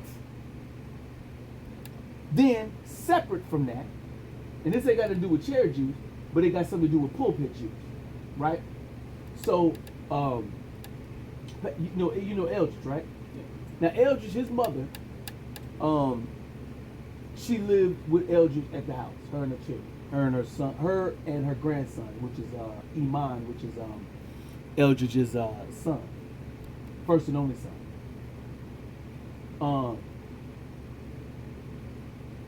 I got to cracking jokes with Helen, which is Eldridge's mom, about juice, and she said, "Yeah, I'm supposed to. I can't be drinking pop, and my son won't let me drink pop. I'm supposed to be drinking juice."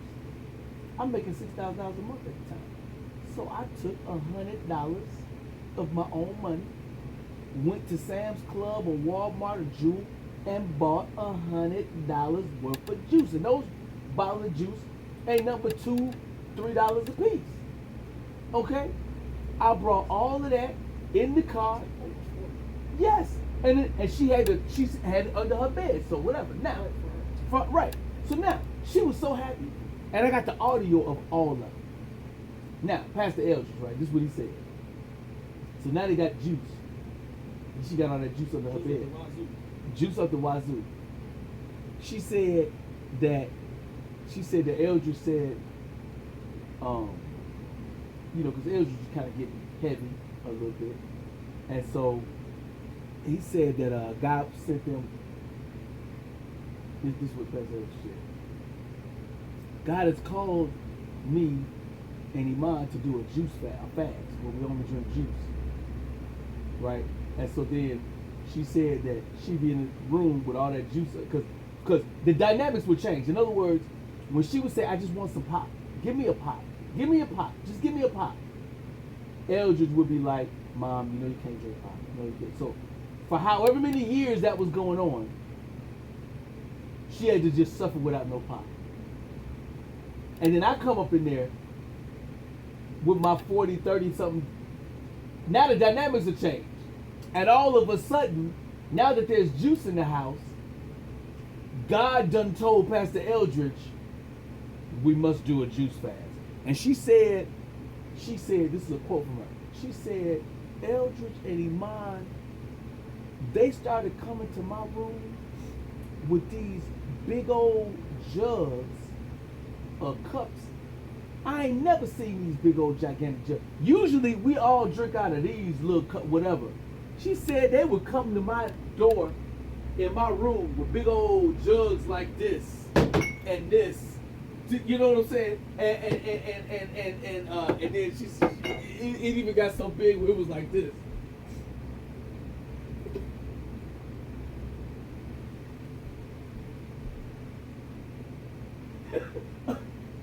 That's pretty much the whole thing.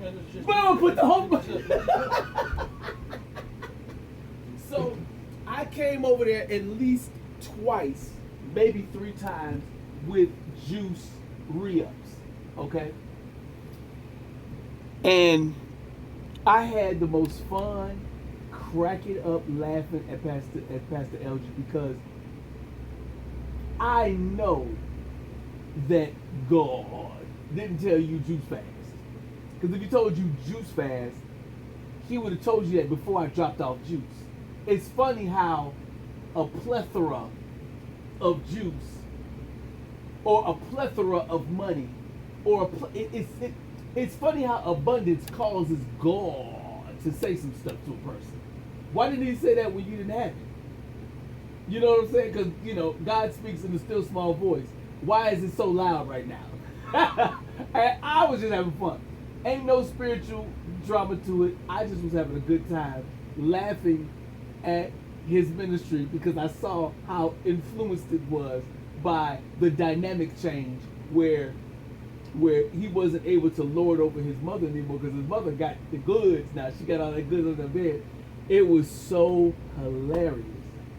And so since then, and at the same time, in my own house, I like some, just as often as I drink juice here, I like some juice and some coffee. So I ended up getting a coffee maker for downstairs in the basement, and when I would want juice, I would bring a bunch of juice downstairs with me, and I would put it upstairs, one thing, and she would get mad at me because Valerie was always, we're losing weight, we drink water or whatever stupid crap that she would put in the refrigerator. I wouldn't drink none of that. I get whatever juice I want, and I put at least one. I said ranch dressing and juice. When I put my juice there, since nobody else is drinking it, the only person that's drinking it is me. Now, of course, my children, they're like, Dad, I want some juice. And of course, but they were forbidden from it on the first floor. But when Dad go get some and pour some in his cup, the children run to my cup and drink my juice. And of course, I had no problem with it. You see what I'm saying? So, that's why I like that canned iced tea, because that I get is not carbonated, and I can bring it over there to the children, and they can have the experience of drinking out of a can. Because my son likes root beer, but doesn't matter. But Valerie forbade him from drinking root beer. Yeah, because Cause I gave, of course, man, of course I did that with her. You know what I'm saying? Yeah. The princess too? No, she never did it. She might have tasted a little bit, but no, she wasn't into it. You said that I thought about it. I worked in Yeah. I would go to APW. I didn't even really have the food store. Blueberry float. Yeah, man. I mean, so my history with juice in terms of that, I feel you on that. But that cherry juice, and so here's what I did. When I bought the cherry juice home, here's what I did. I didn't just buy it for me. I went over to the house and I dropped a bottle off. I was trying to get 2 bottles out. Valerie brought it in, the boy and the girl, they brought them inside. And then she comes back out. Pearl said thanks, but no thanks. And I tried to give it to my daughter. My daughter wouldn't take it inside. I'm like, okay, cool. Because I dropped off support grinds that other time. I don't know if you was with me when I dropped off support grinds. And I showed the picture, right.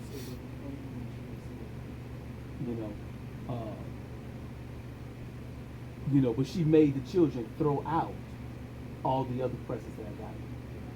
Yeah. It's corrupt, man. It's really. Is it evil? Yes. I feel it is. I really feel it is. From you to From them. me to my children. Why would you say the court said that they couldn't have? That's a lie. That's a lie. Why would you say that? Why would you say that? Playing basketball, other was giving him words to say. My point is that, I am what's best for my children. In other words, me as their father, I would not do that to the mother. I would never do that, but she's doing it. And I've already experienced people saying, hey, we're siding with the children. But to side with the children. Good day. My name is Matthew, or Matt. I don't care whichever way I'm referred to or referred by. Thank you for coming to this particular website. I call this web page, I call it the Tomah Police Department's opportunity to end their corruption. And I put in brackets final chance, November through December of 2021.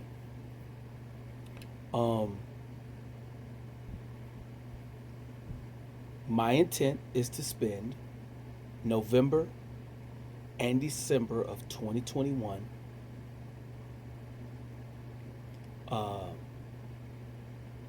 making the Tomah Police Department chief and leadership and whoever else has a vested interest in the Tomah Police Department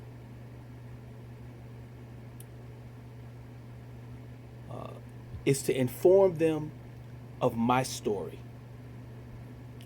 that since 2018 the Tomah Police Department has done several things that I would consider corrupt.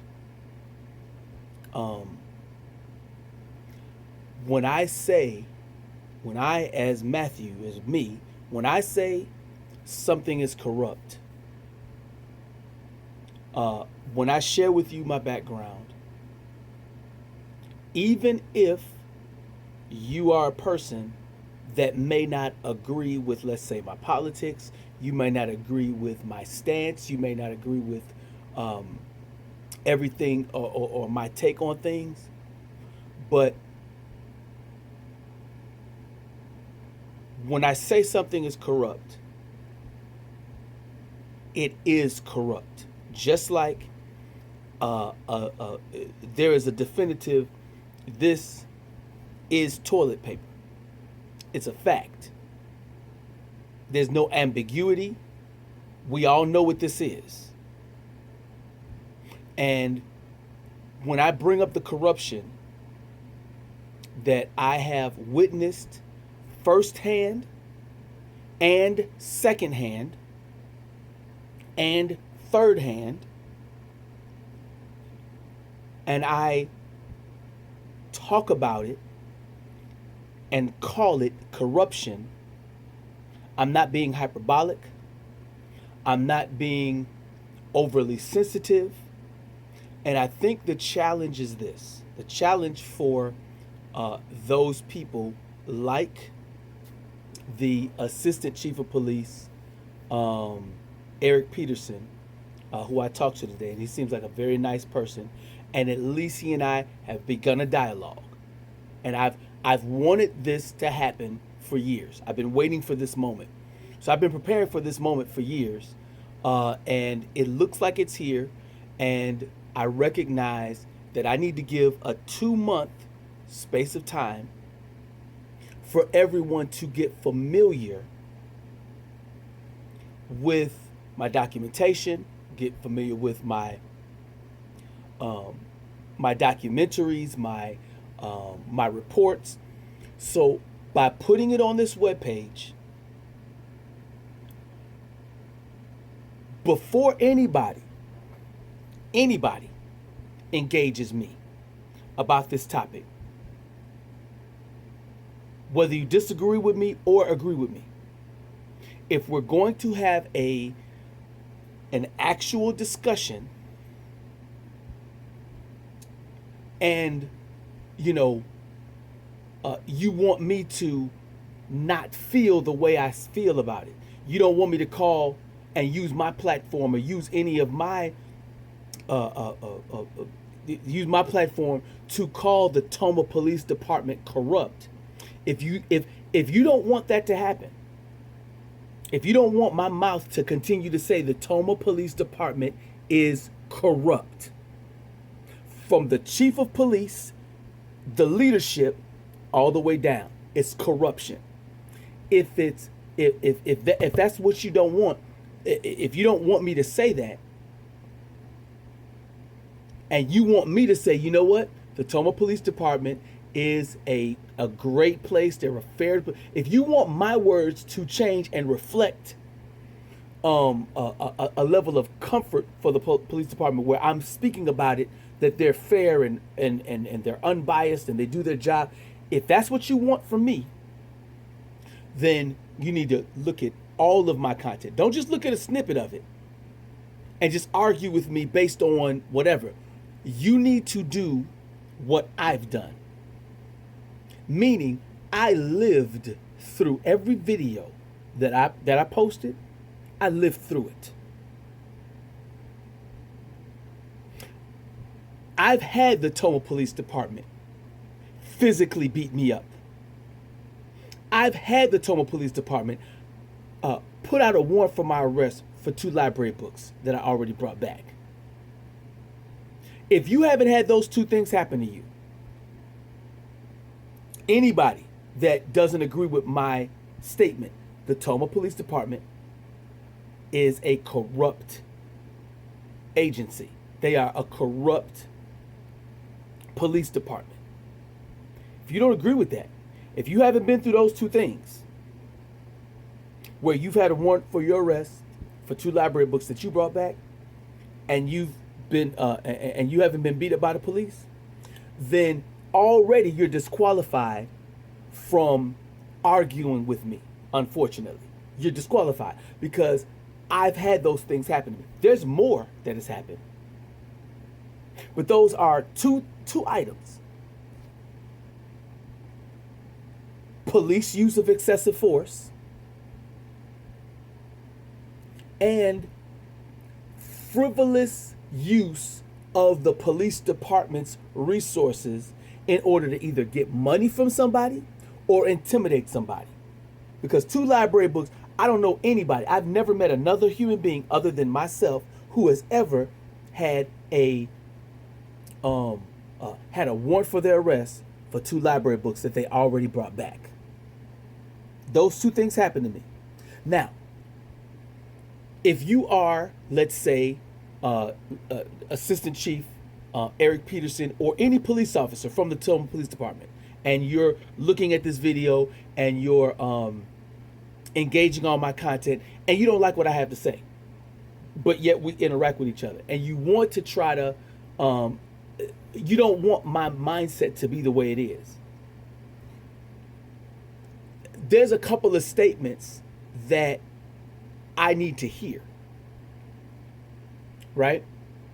Just like the term Black Lives Matter or All Lives Matter, those terms let you know what political ideology somebody's coming from, and it's hyperbolic. When somebody says Black Lives Matter, then somebody says All Lives Matter.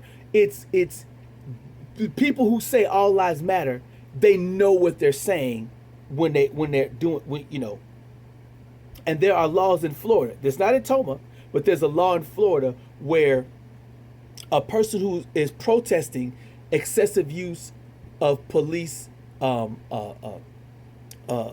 police use of excessive force, people that are protesting that in the street or whatever, the law that the Florida governor passed made it so that a person can hit a protester, a Black Lives Matter protester, and then the Black Lives Matter protester with the injuries from a moving vehicle hitting them, possibly killing them, that person not only gets damaged, but that person is also somehow culpable for being in the way of the vehicle.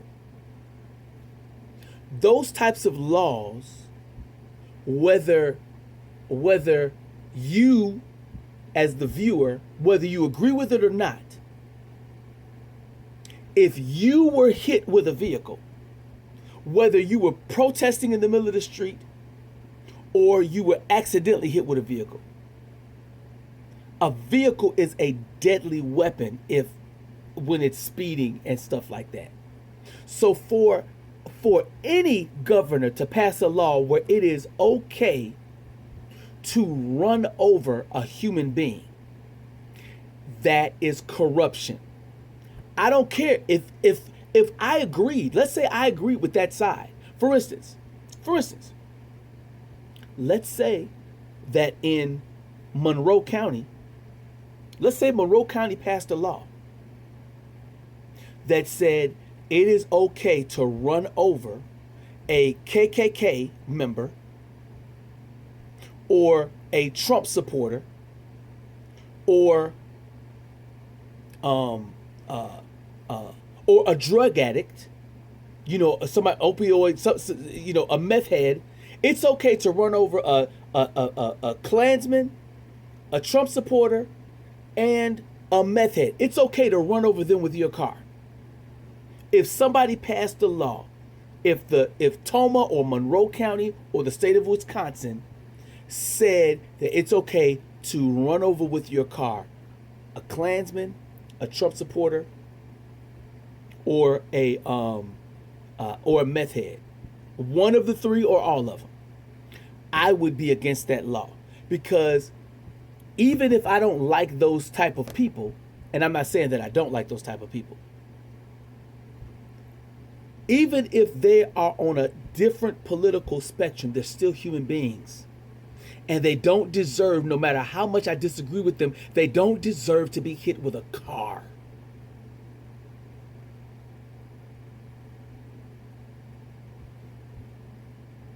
But our politics makes it so that people are wound up. I'm not engaging in politics. This website is not about the larger discussion about police. I will be tapping into that larger discussion. I would, because I'm a 45-year-old man. And my children, I don't want them to grow up in a position where police can stop and frisk them and police can murder them wherever they go, and it's okay, and police are able to get away with it. That's not a world that I want to live in. I did not serve this country. So that when I retire out of the military, my son, my daughter, and any other human being, white, black, Klansman, Trump supporter, meth head, Nobody should be treated unfairly. I don't care what their political ideology is. Justice is supposed to be blind. Everybody's supposed to be equal under the law. But in Tomah, I am not equal under the law. When I report a crime to the Tomah Police Department, they don't do anything about it. And what I'm pleased with,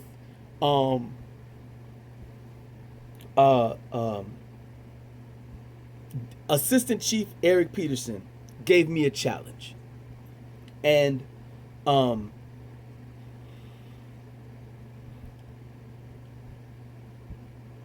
I appreciate that challenge. He told me he's going to call me back. He's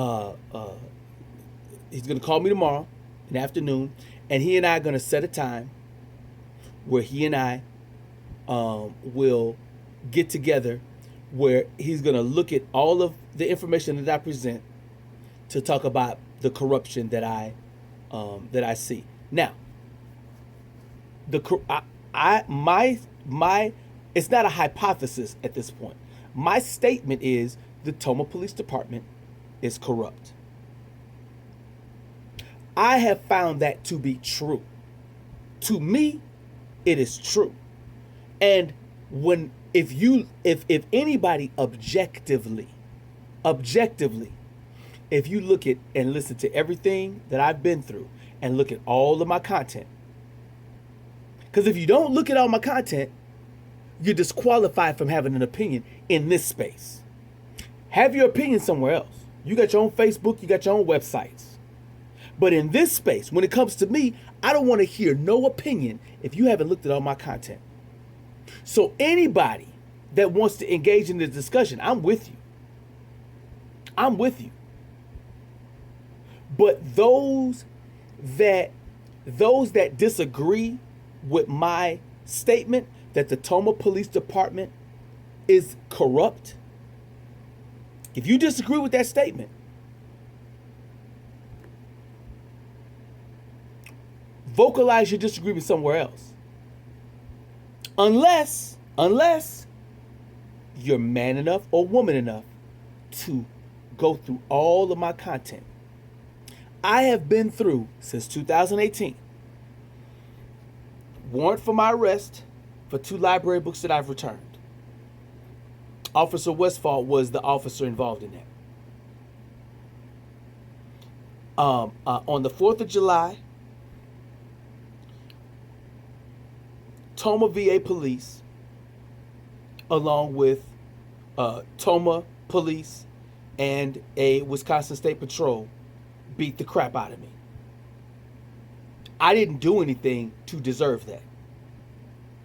On the 8th of July, 2018, 7 police officers, including Tomah Police Department and the Tomah VA, beat the crap out of me.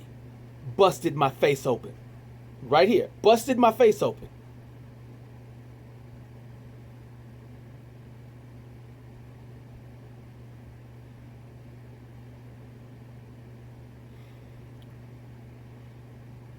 In 2018,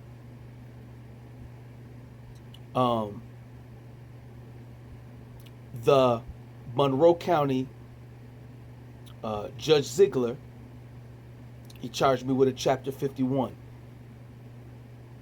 And then, in January of 2019, Tomah police officers put handcuffs on me. Because here's what they did. They did a Chapter 51, and double jeopardy, you're not supposed to have double jeopardy. Try you for the same crime. But because it's Chapter 51 and then criminal charges, that's the way they get around double jeopardy. It's corruption. It's corruption. It's corruption. It's corruption. They charged me with a crime. And here's how they did it. This is one of the little elements of it.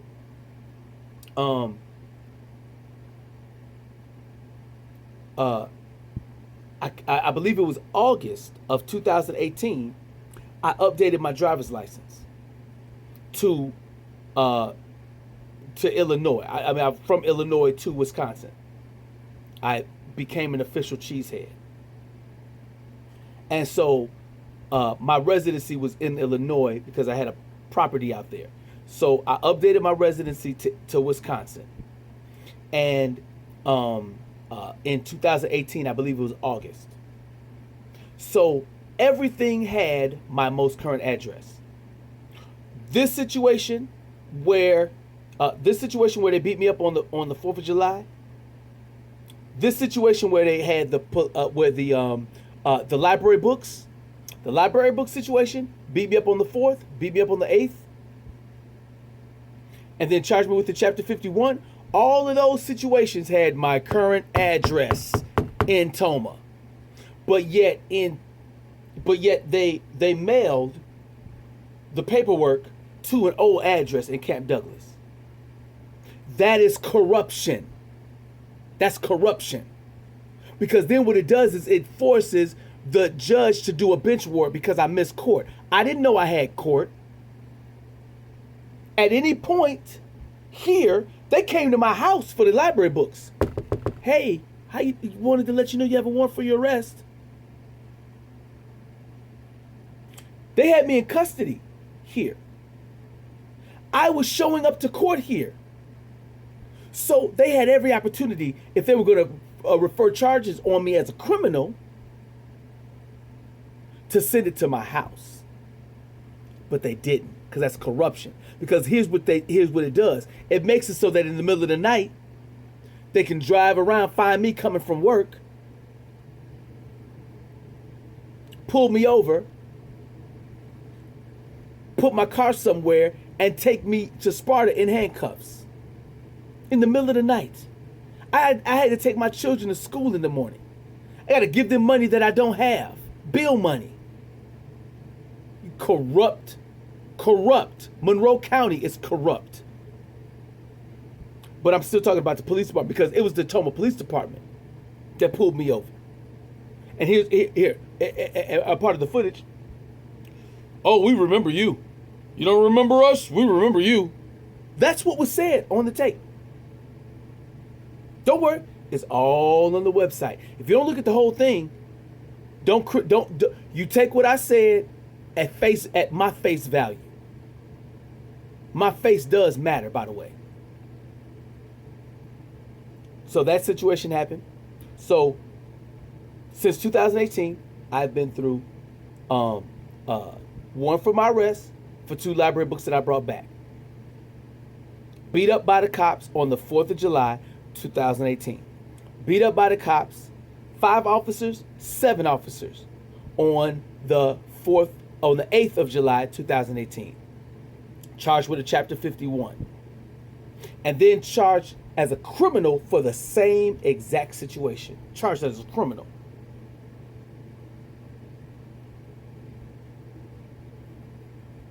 Another situation. January 2020. I go to the Tomah Police Department to say, listen, my ex-wife set it up so that I can't be in my home. So I would like a police escort to help me go into my home so I can get my stuff. My long john underwear, my neck gaiter so that I don't catch a cold, my hats, my coats. I'm homeless. I'm a homeless veteran now because of her in the wintertime. And you know what that officer did? She said, wait here. And she called the sheriff's department and said, he's here so that they could serve me the paperwork to make it official that I couldn't go to my place on a temporary restraining order. It's January 2nd of 2020. And while that was going on, my ex-wife was texting me because she knew that the serving was coming. And she knew that I was sitting at the police department. And so instead of making it so that they took me to my place so I can get my stuff, they coordinated with Valerie and coordinated with the sheriff's department to have me served. And Valerie was texting me. I was getting ready to send a text because she was texting me, are you okay? But she knew she did. Because if I would have sent the text, then I would have went to jail. That's what she wanted. And then throughout the whole 2 weeks, from January 2nd all the way to the 14th of January, she had the children sending me text messages. Daddy, we miss you. We miss you. Could you please call us back? Because if I would have called, if I would have texted, anything, I would have went to jail. She knew that. It's called baiting. She broke into my car during that moment, during that 2 weeks. I was at my job. I was living in my car. I was living in my van, and I was at my job. And Valerie, I happened to come outside to get some throat stuff for my throat because my neck gaiter was still at home. I didn't have any real major winter gear because I wasn't expecting to be homeless on the street and still going to work. Can't take a shower. And I come outside and she is in my van digging around for stuff and taking stuff out of my van. I saw her. I think I videotaped her. And I called the police department. And you know what that police officer said? It's okay that she did that.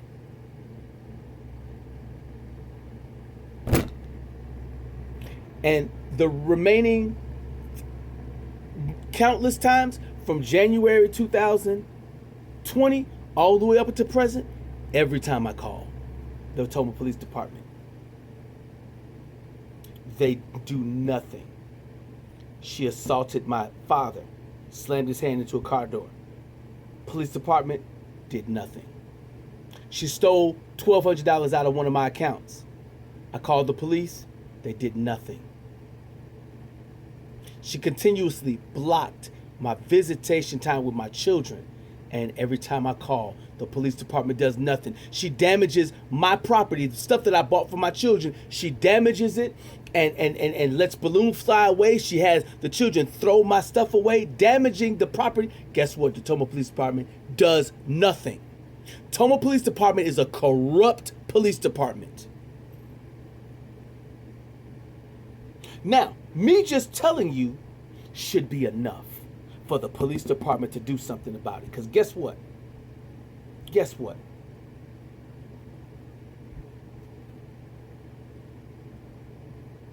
If a woman says, "Oh, I've been raped," right? Now, I don't know nothing about how many rape kits have not been messed with. All I know is that people are afraid. If somebody says, "I've been raped," whoever was the person that raped them, they're afraid because they know something's coming to happen to them. But like I said, they do say that there's a lot of rape kits that have not been dealt with. So I don't know in Tomah Police Department what all the statistics are. And to be honest with you, I don't care about police departments' statistics and other police departments. When I was talking with Assistant Chief of Police Eric Peterson, who, like I said, he seems to be a fine man, at least at this moment. At least at this moment, he's demonstrating that he's a nice man. We will see, because if he's corrupt, I have no problem calling him corrupt. Oh, and let me just mention this too before I even go further. I know how dangerous this is. Do you know that my father, he's a 68-year-old man, and he never talked to me about the racism that he experienced as he was growing up, while I was growing up. When he was raising me, I was raised by my father. My parents split up when I was 7 years old, and my father my father had custody of me and my sisters. And he never blocked us from spending time with our mother whenever we wanted to, and whenever she wanted us. Never blocked us. When we were growing up, my father never talked about the racial stuff that he experienced. the racism he experienced or that, his parents experienced. Never talked about it. And I was 21 when I saw how my father handled the racist people that he worked with. Some of those people called him the N-word. I watched him. And my father did not let people's words push his buttons at that time. He found a way to not suck up to them and be a coon or a punk, but he found a way to stare them in the eye and let them know. He found a way to stare them in the eye and let them know that it's not all right for you to degrade me and call me slurs, but I'm not going to hold it against you because the fact that you enjoy doing that shows how ignorant you are. Black people in America have to tolerate a lot of stuff that a lot of people don't have to tolerate. And white people who don't understand that, or white people who don't subscribe to the idea of white guilt and stop talking about racial stuff. All the arguments that a lot of white people who are not compassionate feel.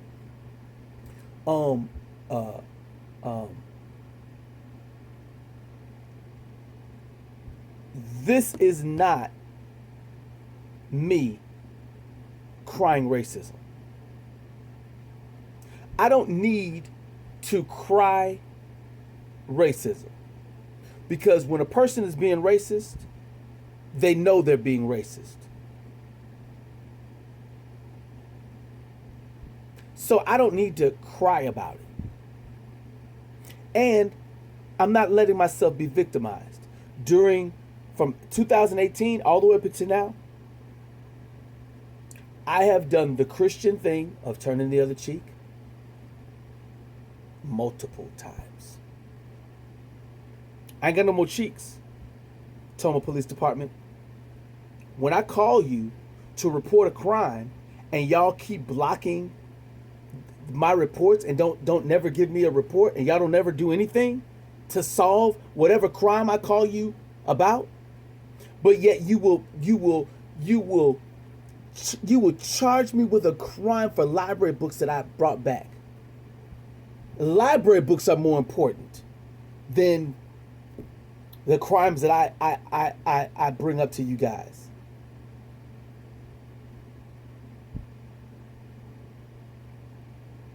I'm not talking about racism. I'm talking about corruption. I'm talking about a police department that is corrupt. If there are racism elements, if there are racists, it falls under corruption. But I don't care about racism. It doesn't matter to me. Okay? I voted Republican before in 2 elections. I voted Democrat before in 3 elections. And if Republicans are right, I will vote with the Republicans. If Democrats are right, I will vote with the Democrats. Okay? I don't care about racism. I'm trying not to care about corruption that doesn't involve me. Like when everybody got up there and was talking about lock Hillary Clinton up. I wasn't out there with them.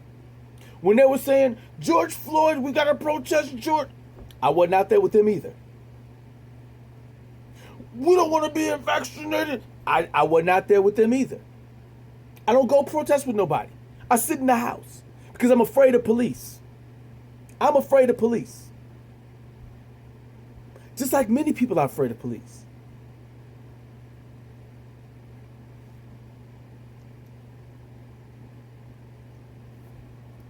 Police act like they're afraid of people with dark skin. Oh, he's got a gun. We gotta. They come to the car with the. Could y'all calm down, please, police officers? Could y'all calm down and be more of a customer servant? Could you start treating black people like human beings? You're public servants, for God's sake. That's what I'm talking about in terms of corruption. Forget about, I don't have to worry about the race part, because if you fix the corruption, then what happens is that you get people who are empathetic to all people in place. It's corruption. Racism, somebody else can deal with racism. I want to talk to the Tomah Police Department about their corruption. I want to talk to the Tomah Police Department because here's the Assistant Chief. This is what he said to me. He's like, we're not racist. I don't want to. He said something. I don't want us you to be talking about that we're racist. I never said racist in any of my documentation at all. Never said it at all. Now he took that from that because he's heard it in other places. And that is why I need you to look at my content.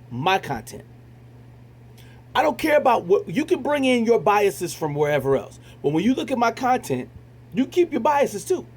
Which means you're going to not hear everything. But you know what? If once you go through all my content, you'll find I'm not talking about race. I'm talking about corruption.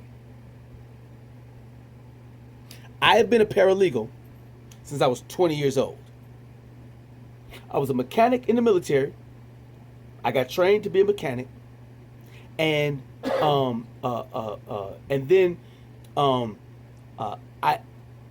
I felt I don't want to fix vehicles. That's not my thing. That's not my thing. I know how to write. And I ended up switching branches to become a paralegal, which meant that when I came back from Chicago, from Fort Hood, I transferred to a unit in Forest Park, Illinois, and we would drill and do our annual training up here at Fort McCoy. I've been coming to Fort McCoy since 1998. I've been driving through Tomah since 1998. I'm still an outsider to some respect, but I've been coming here since 1998. The Walmart was in a different place when I first got up here. The installation on the installation was not as big and robust as it is now. And I've been a paralegal the whole time. I've worked with the police officers in Tomah and Sparta and on post. As I've moved to different other installations, I've worked with the local police departments and stuff like that. I know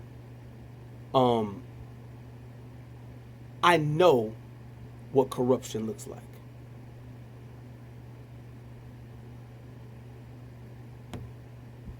So when I say corruption, I know you don't like it. Because it's hitting close to home, because I'm saying your police department is corrupt. When Assistant Chief said, when he said the word racism, I understand where he got that from. Because police officers all over the country have to they got to think about everything they do when they start dealing with black people. And guess what? That's a good thing. It's a good thing. Police officers, it's a good thing that you have to be a little bit nervous about how you interact with black people. Because black people all over the country, we're tired of being abused at the hands of the authority. And we're tired of people in authority abusing their authority.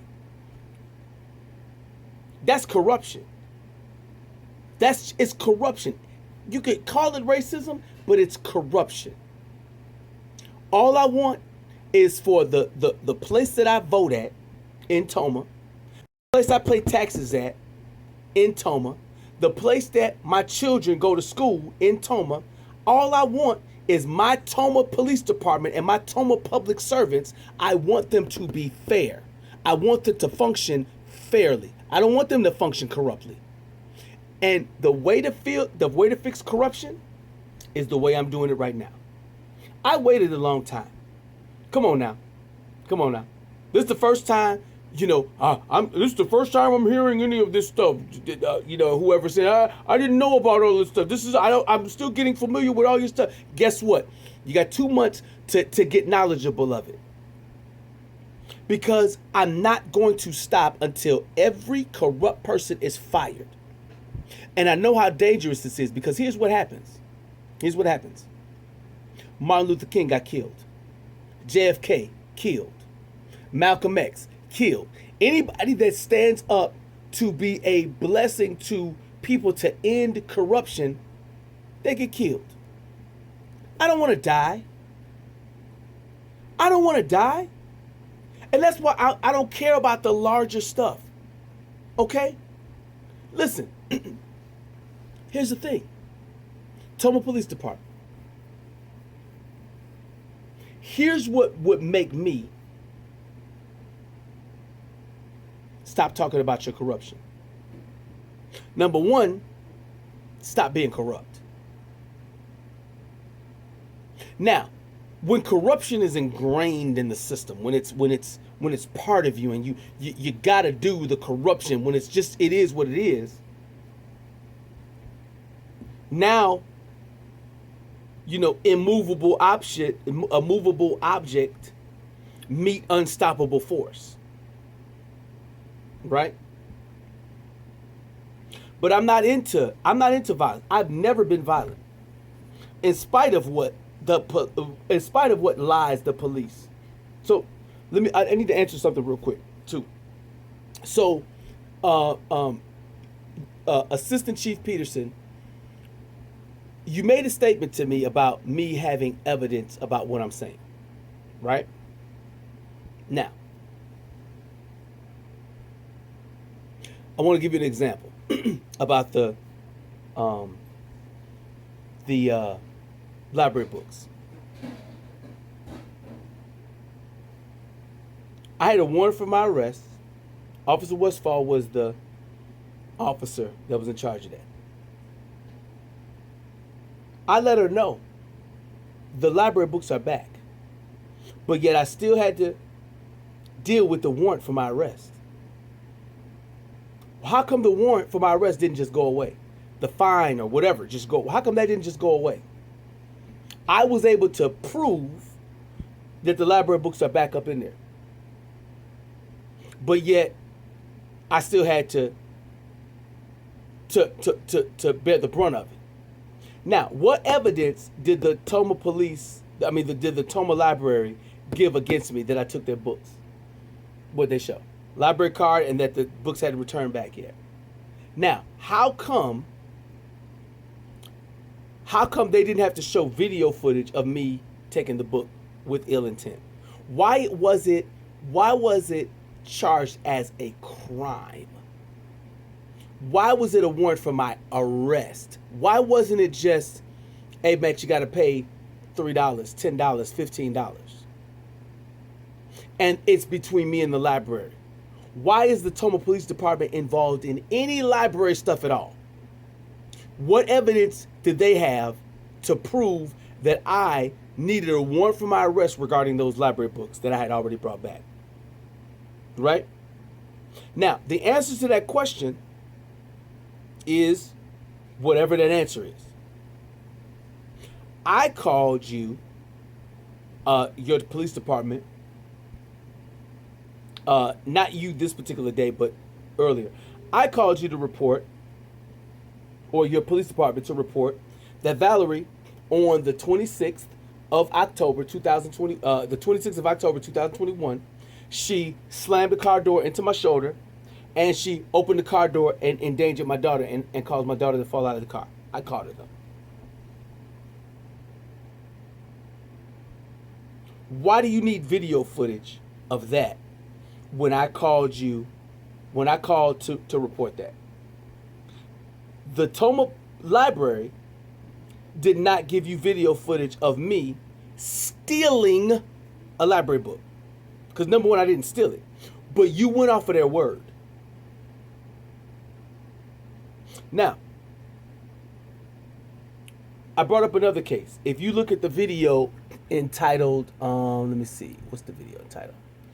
The video is entitled Travis and His Wife, How Judge Goodman Damages Children of Monroe County.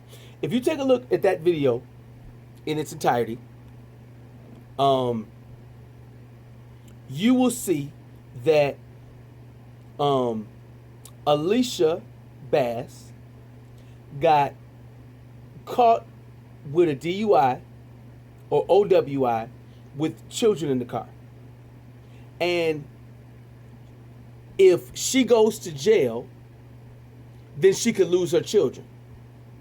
So instead of accepting responsibility, she calls the Toma Police Department, and the Toma Police Department comes over and they take her statement. And she says Travis Bass,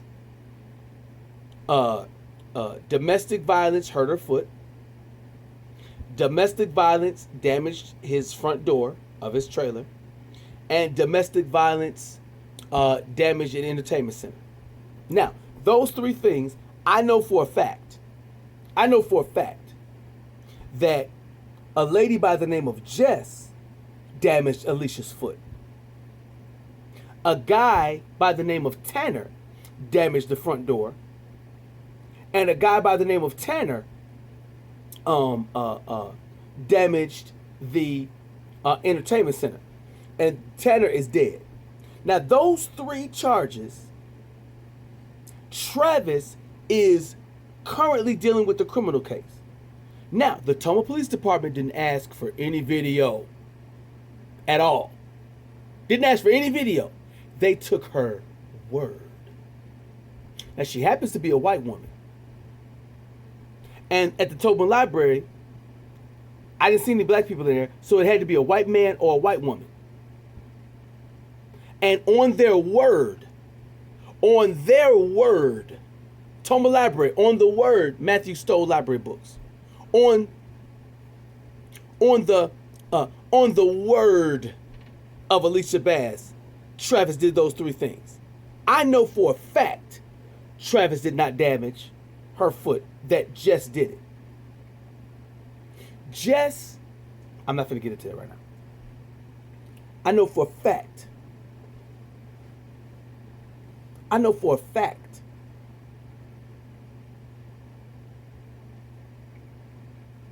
and this is the corruption I'm talking about. But the officer, to me, when I tell the officer that Valerie hit my shoulder, I told him it didn't hurt like permanently. My shoulder's not damaged forever, but it still was an assault because of how she did it. When she pulled the door, I caught my daughter, but it still was endangering my children because she saw my daughter was in my lap. When she was pulling and pushing on the door and throwing paperwork into my face, and I explained it, here's what Officer Paulson got and Officer Olson got.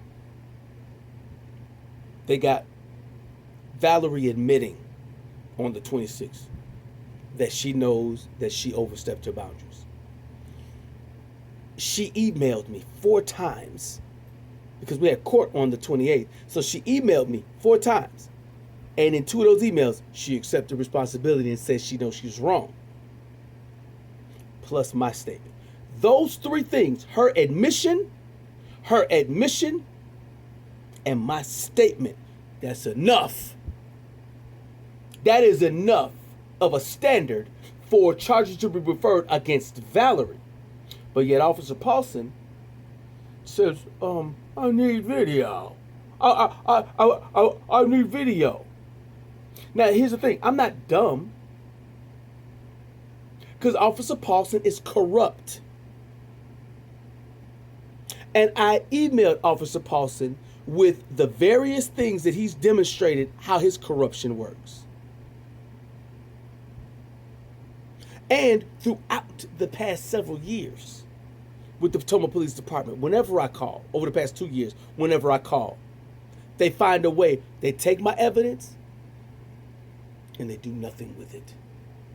They find a way to invalidate it. So what's the point in giving y'all any evidence? So that you can what?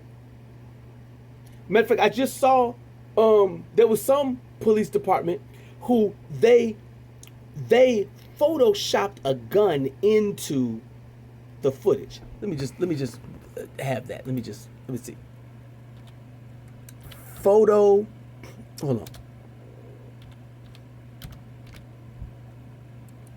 Photoshop gun into body cam.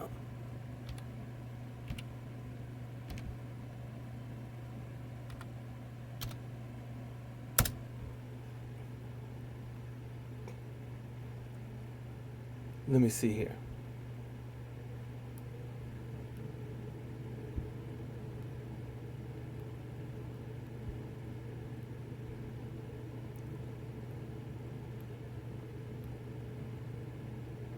Photoshop, hold on, let me find it. Oh, I put a space in there. Photoshop gun into body cam footage.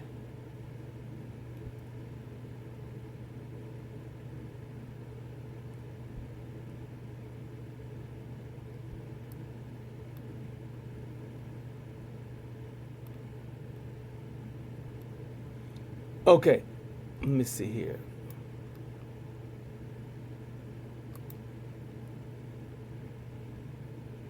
If this is the one.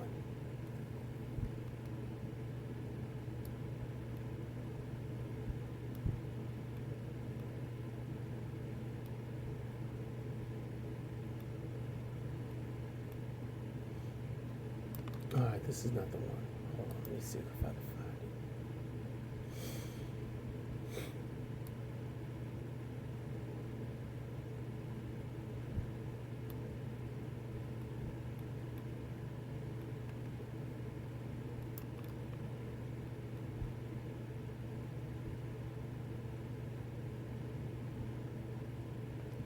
Photoshop gun, Photoshop weapon,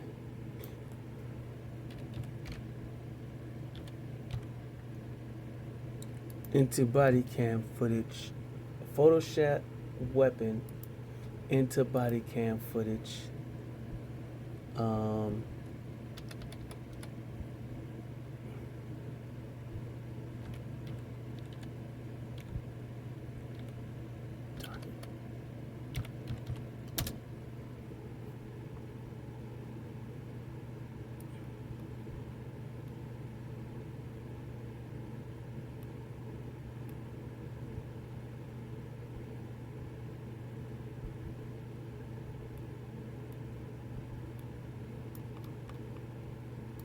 Okay, hold on, let me put this away for a second. I'm trying to find this because I think I saved that video somewhere.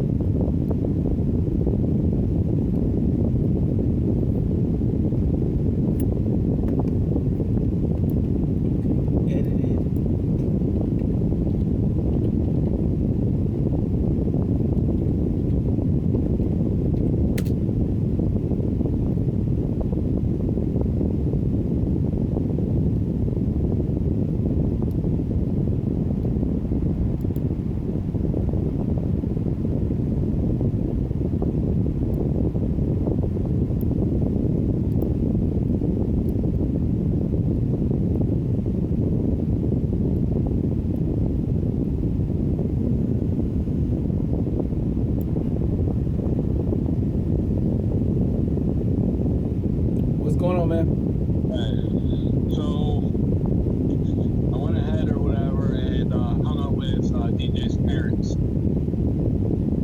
Yeah. Oh, yeah, they say it's a fucked up situation.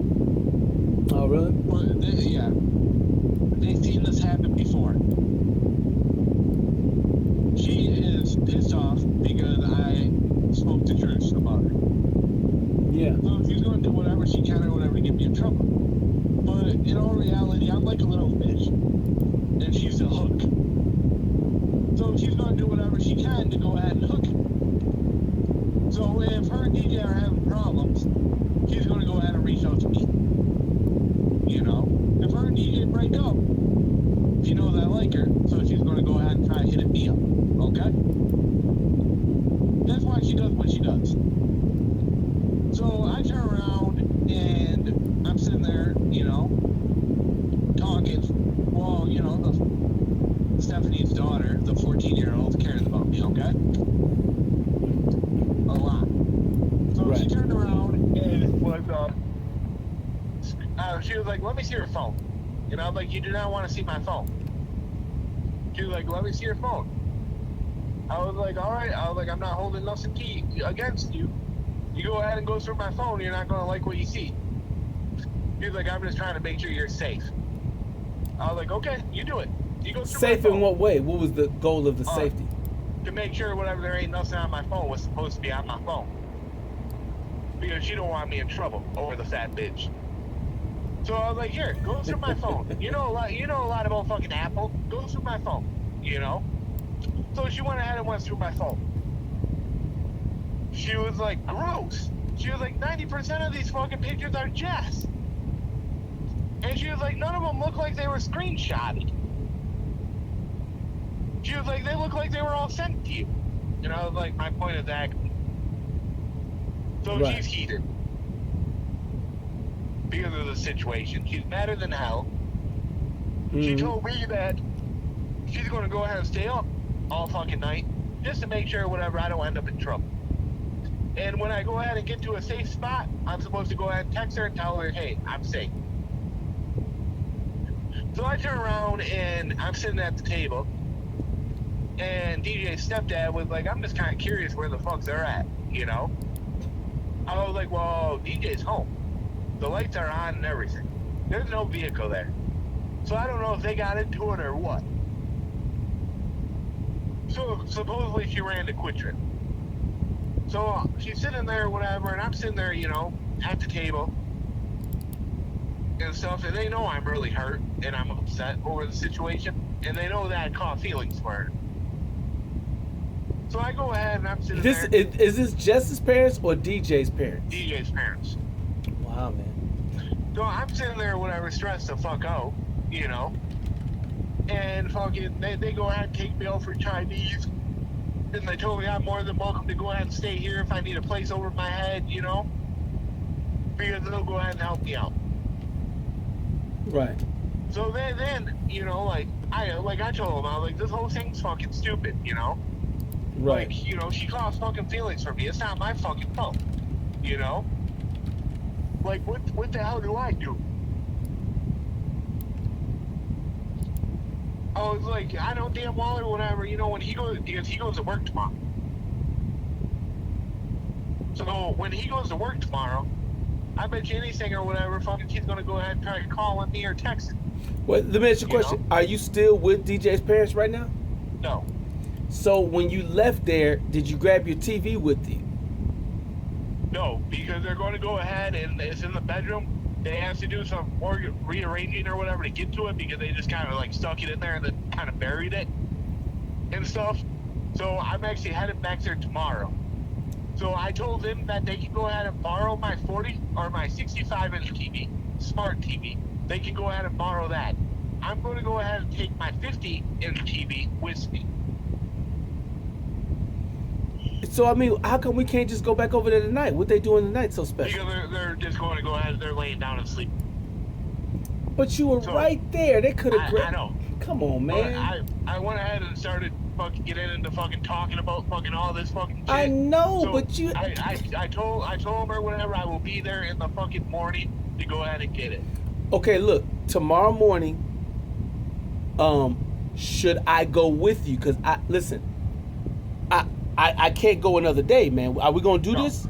Yes, we are. I'm going to go ahead and grab it. What tomorrow. time in the morning are you gonna do that, man? I'll probably be doing it at 11 o'clock. 11 in the morning? Yeah. All right, man. Listen, So- come on, man. I'm actually heading to your house right now, Matt. But that's what I'm saying. You could go back over there. They just took you out for dinner, man. You could go right back over there, and then we'll come over with it. He has to be up at like 4 in the fucking morning. So what? But he took I you don't- out. Come on, man. I know. I told her whatever. I'll go ahead or whatever. Grab it. I'll go ahead and grab it tomorrow. But don't you got to go to work tomorrow? But no, I am going to go ahead and figure that one out, Matt. Figure what out? I'm in the verge of looking for a different job. Okay. But you got to go to work tomorrow. No, I'm going to go ahead and I'm going to go ahead and get a pass. Okay. How are you getting a pass, man? You can't get a pass. I don't give. I'm motherfucking Travis Bass. I can get a fucking pass. Oh, Jesus. No. So, look, I do not want to work with this scumbag, okay? I don't care. There ain't no money in the fucking world. I do not want to work with him. I do not want to see him. His girlfriend called the cops on me. Anybody who calls the cops on me deserves an ass whooping. Straight up. You know? Yeah, but while you're doing it, you're gonna be trying to put your penis in her. Man, I'm to the point where I'm extremely fucking hurt and pissed off. You did not go ahead or whatever. You brought me into your fucking life. You went ahead or whatever, told me or whatever, fucking everything. You told me or whatever, you gave a fuck about me. I told you everything. And you want to turn around or whatever, and because you're pissed off because I told your boyfriend the fucking truth, and you want to turn around or whatever and call the police on me?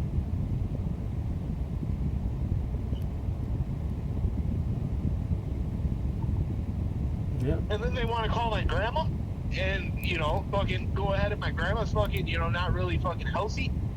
You know, so now Jesus fucking freaking out? Like, seriously? Like, you didn't need to go that far where you call the cops on me. You know, you could have went ahead and easily told me to go ahead and delete the fucking pictures. You know? I would have went ahead and did that. I would have respected you. You know? Like, it is what it is.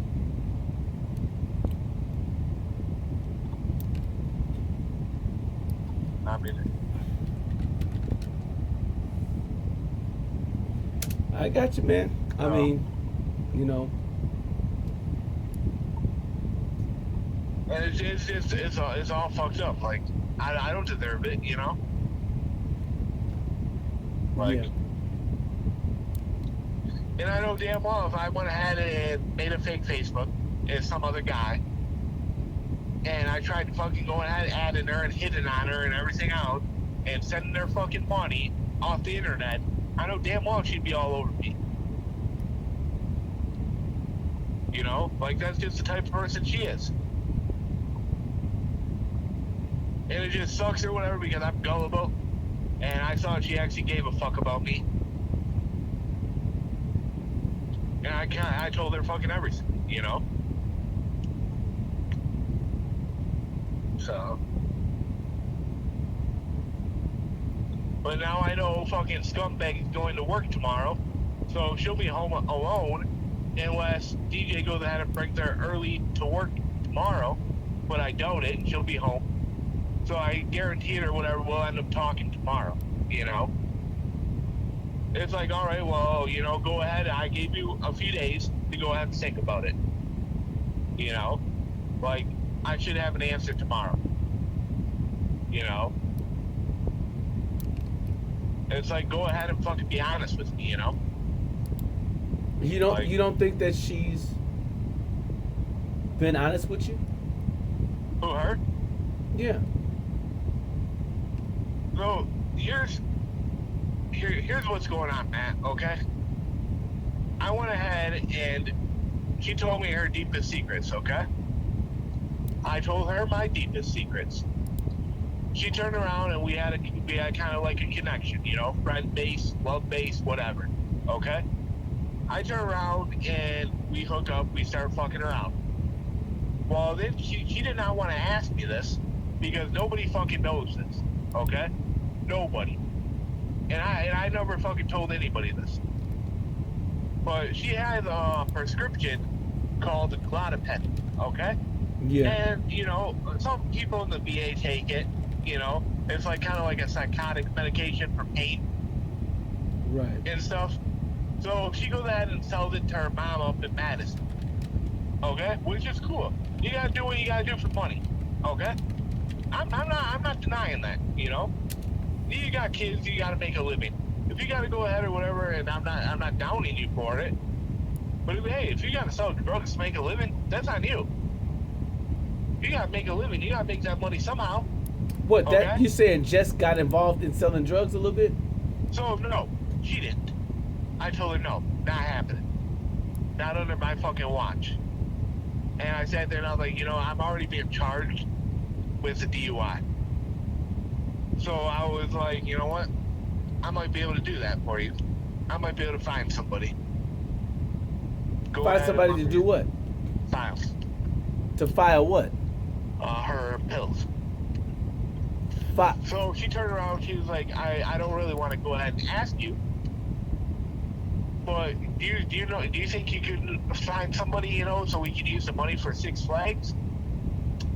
I was like, I might be able to go ahead and ask around and see what I can do.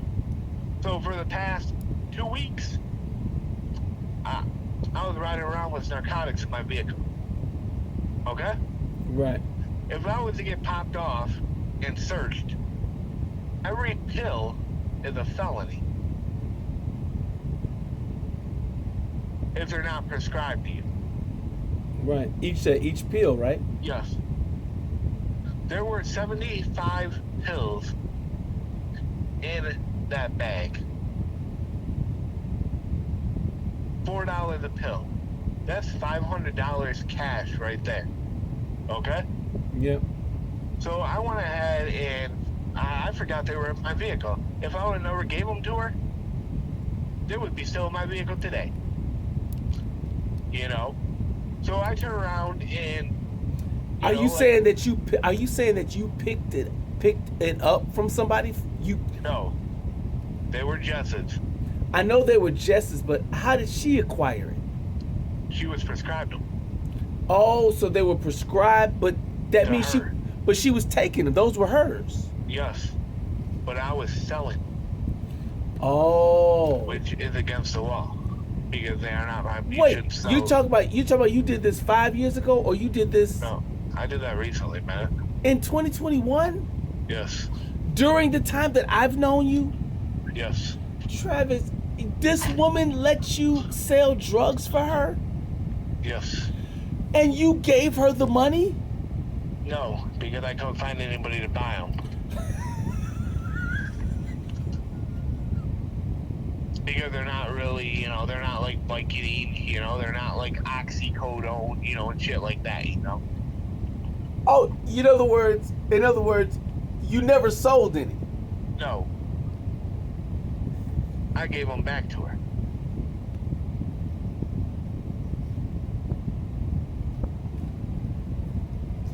She sent you out to sell drugs for her? She told me or whatever, I didn't have to. She really does not want me to. I told her whatever, I got this. Let me go ahead and handle it, you know? Like, I fucking care about you or whatever, and I care about your kids. You know, if I have to go ahead and do it, I gotta do it, you know? Like, I'll make whatever happen, you know? Like, just let me go ahead and show you. But you didn't make it happen. In other words... But I went ahead and covered it. I figured a way to come up with money to cover it. So we were all good. Because I found another way to come up with money to go ahead and give her, you know? So I turn around and we're sitting there, whatever, you know, she tells me or whatever to be safe. Don't do nothing stupid, you know? So I go ahead and, you know, I wait for somebody and I pull into Arby's. And as I'm sitting there, whatever, at Arby's gas station in Sparta, they go ahead and, you know, they're there. And I was like, oh, great place or whatever to go ahead, you know, and fucking sell shit. If, you know, they're right there, you know. So I waited or whatever for a while or whatever till they left. And then I went in and asked somebody, you know, hey, you know, I knew somebody who worked there, you know. So yeah. So I turned around or whatever, busted my ass or whatever for about 2 or 3 weeks doing that, trying to fucking figure shit out, till we went ahead and finally figured out how to come up with some money, and we went to Six Flags. You know.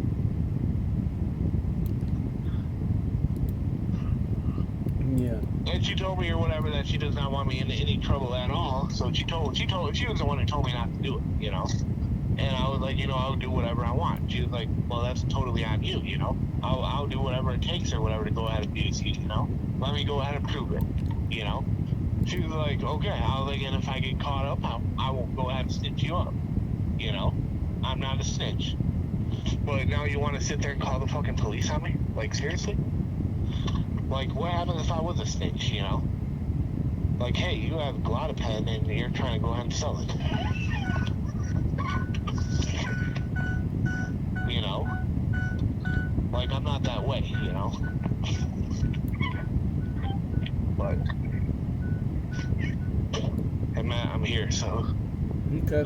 Oh, I'll see you in a minute. But,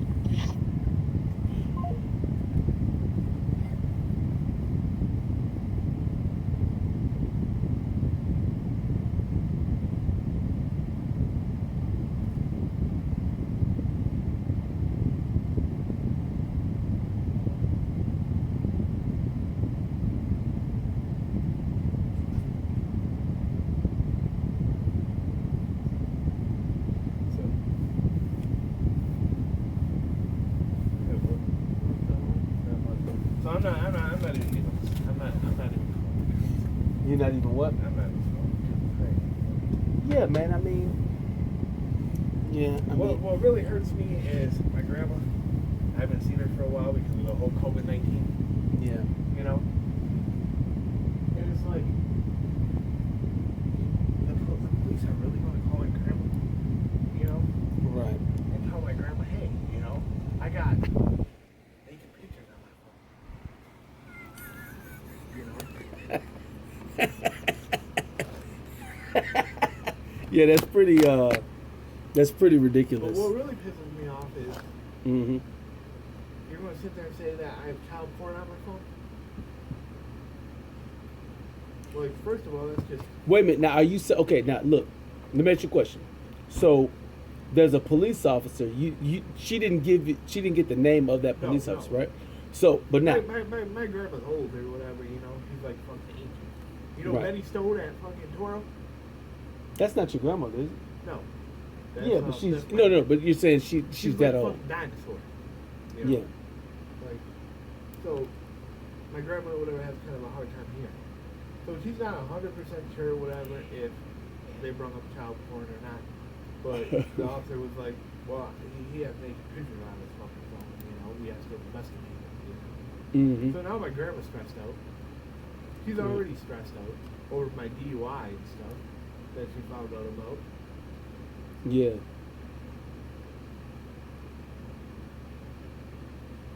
But any person who goes ahead and makes up a lie about anything to do with kids is totally messed up in the head.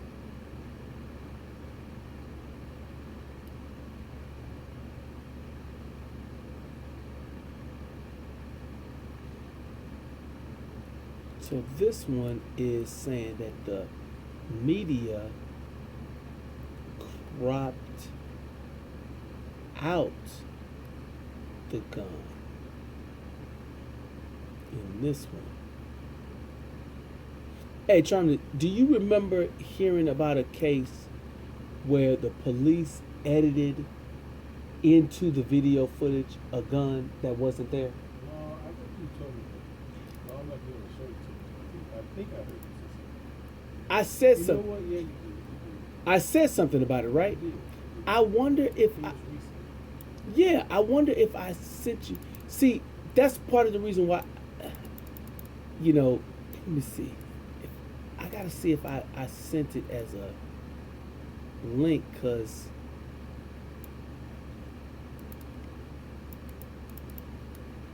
I gotta.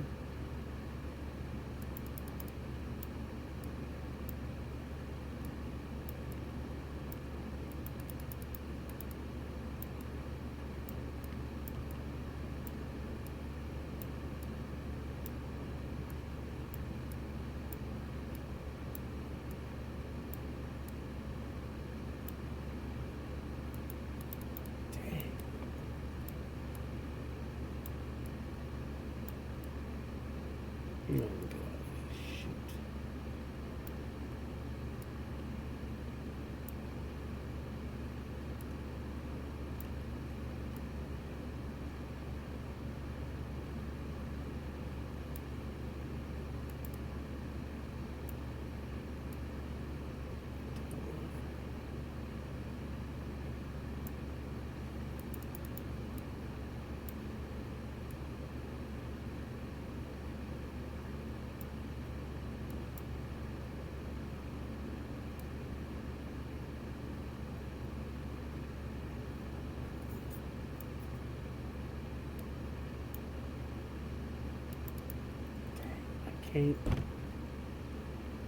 I cannot remember. What was it?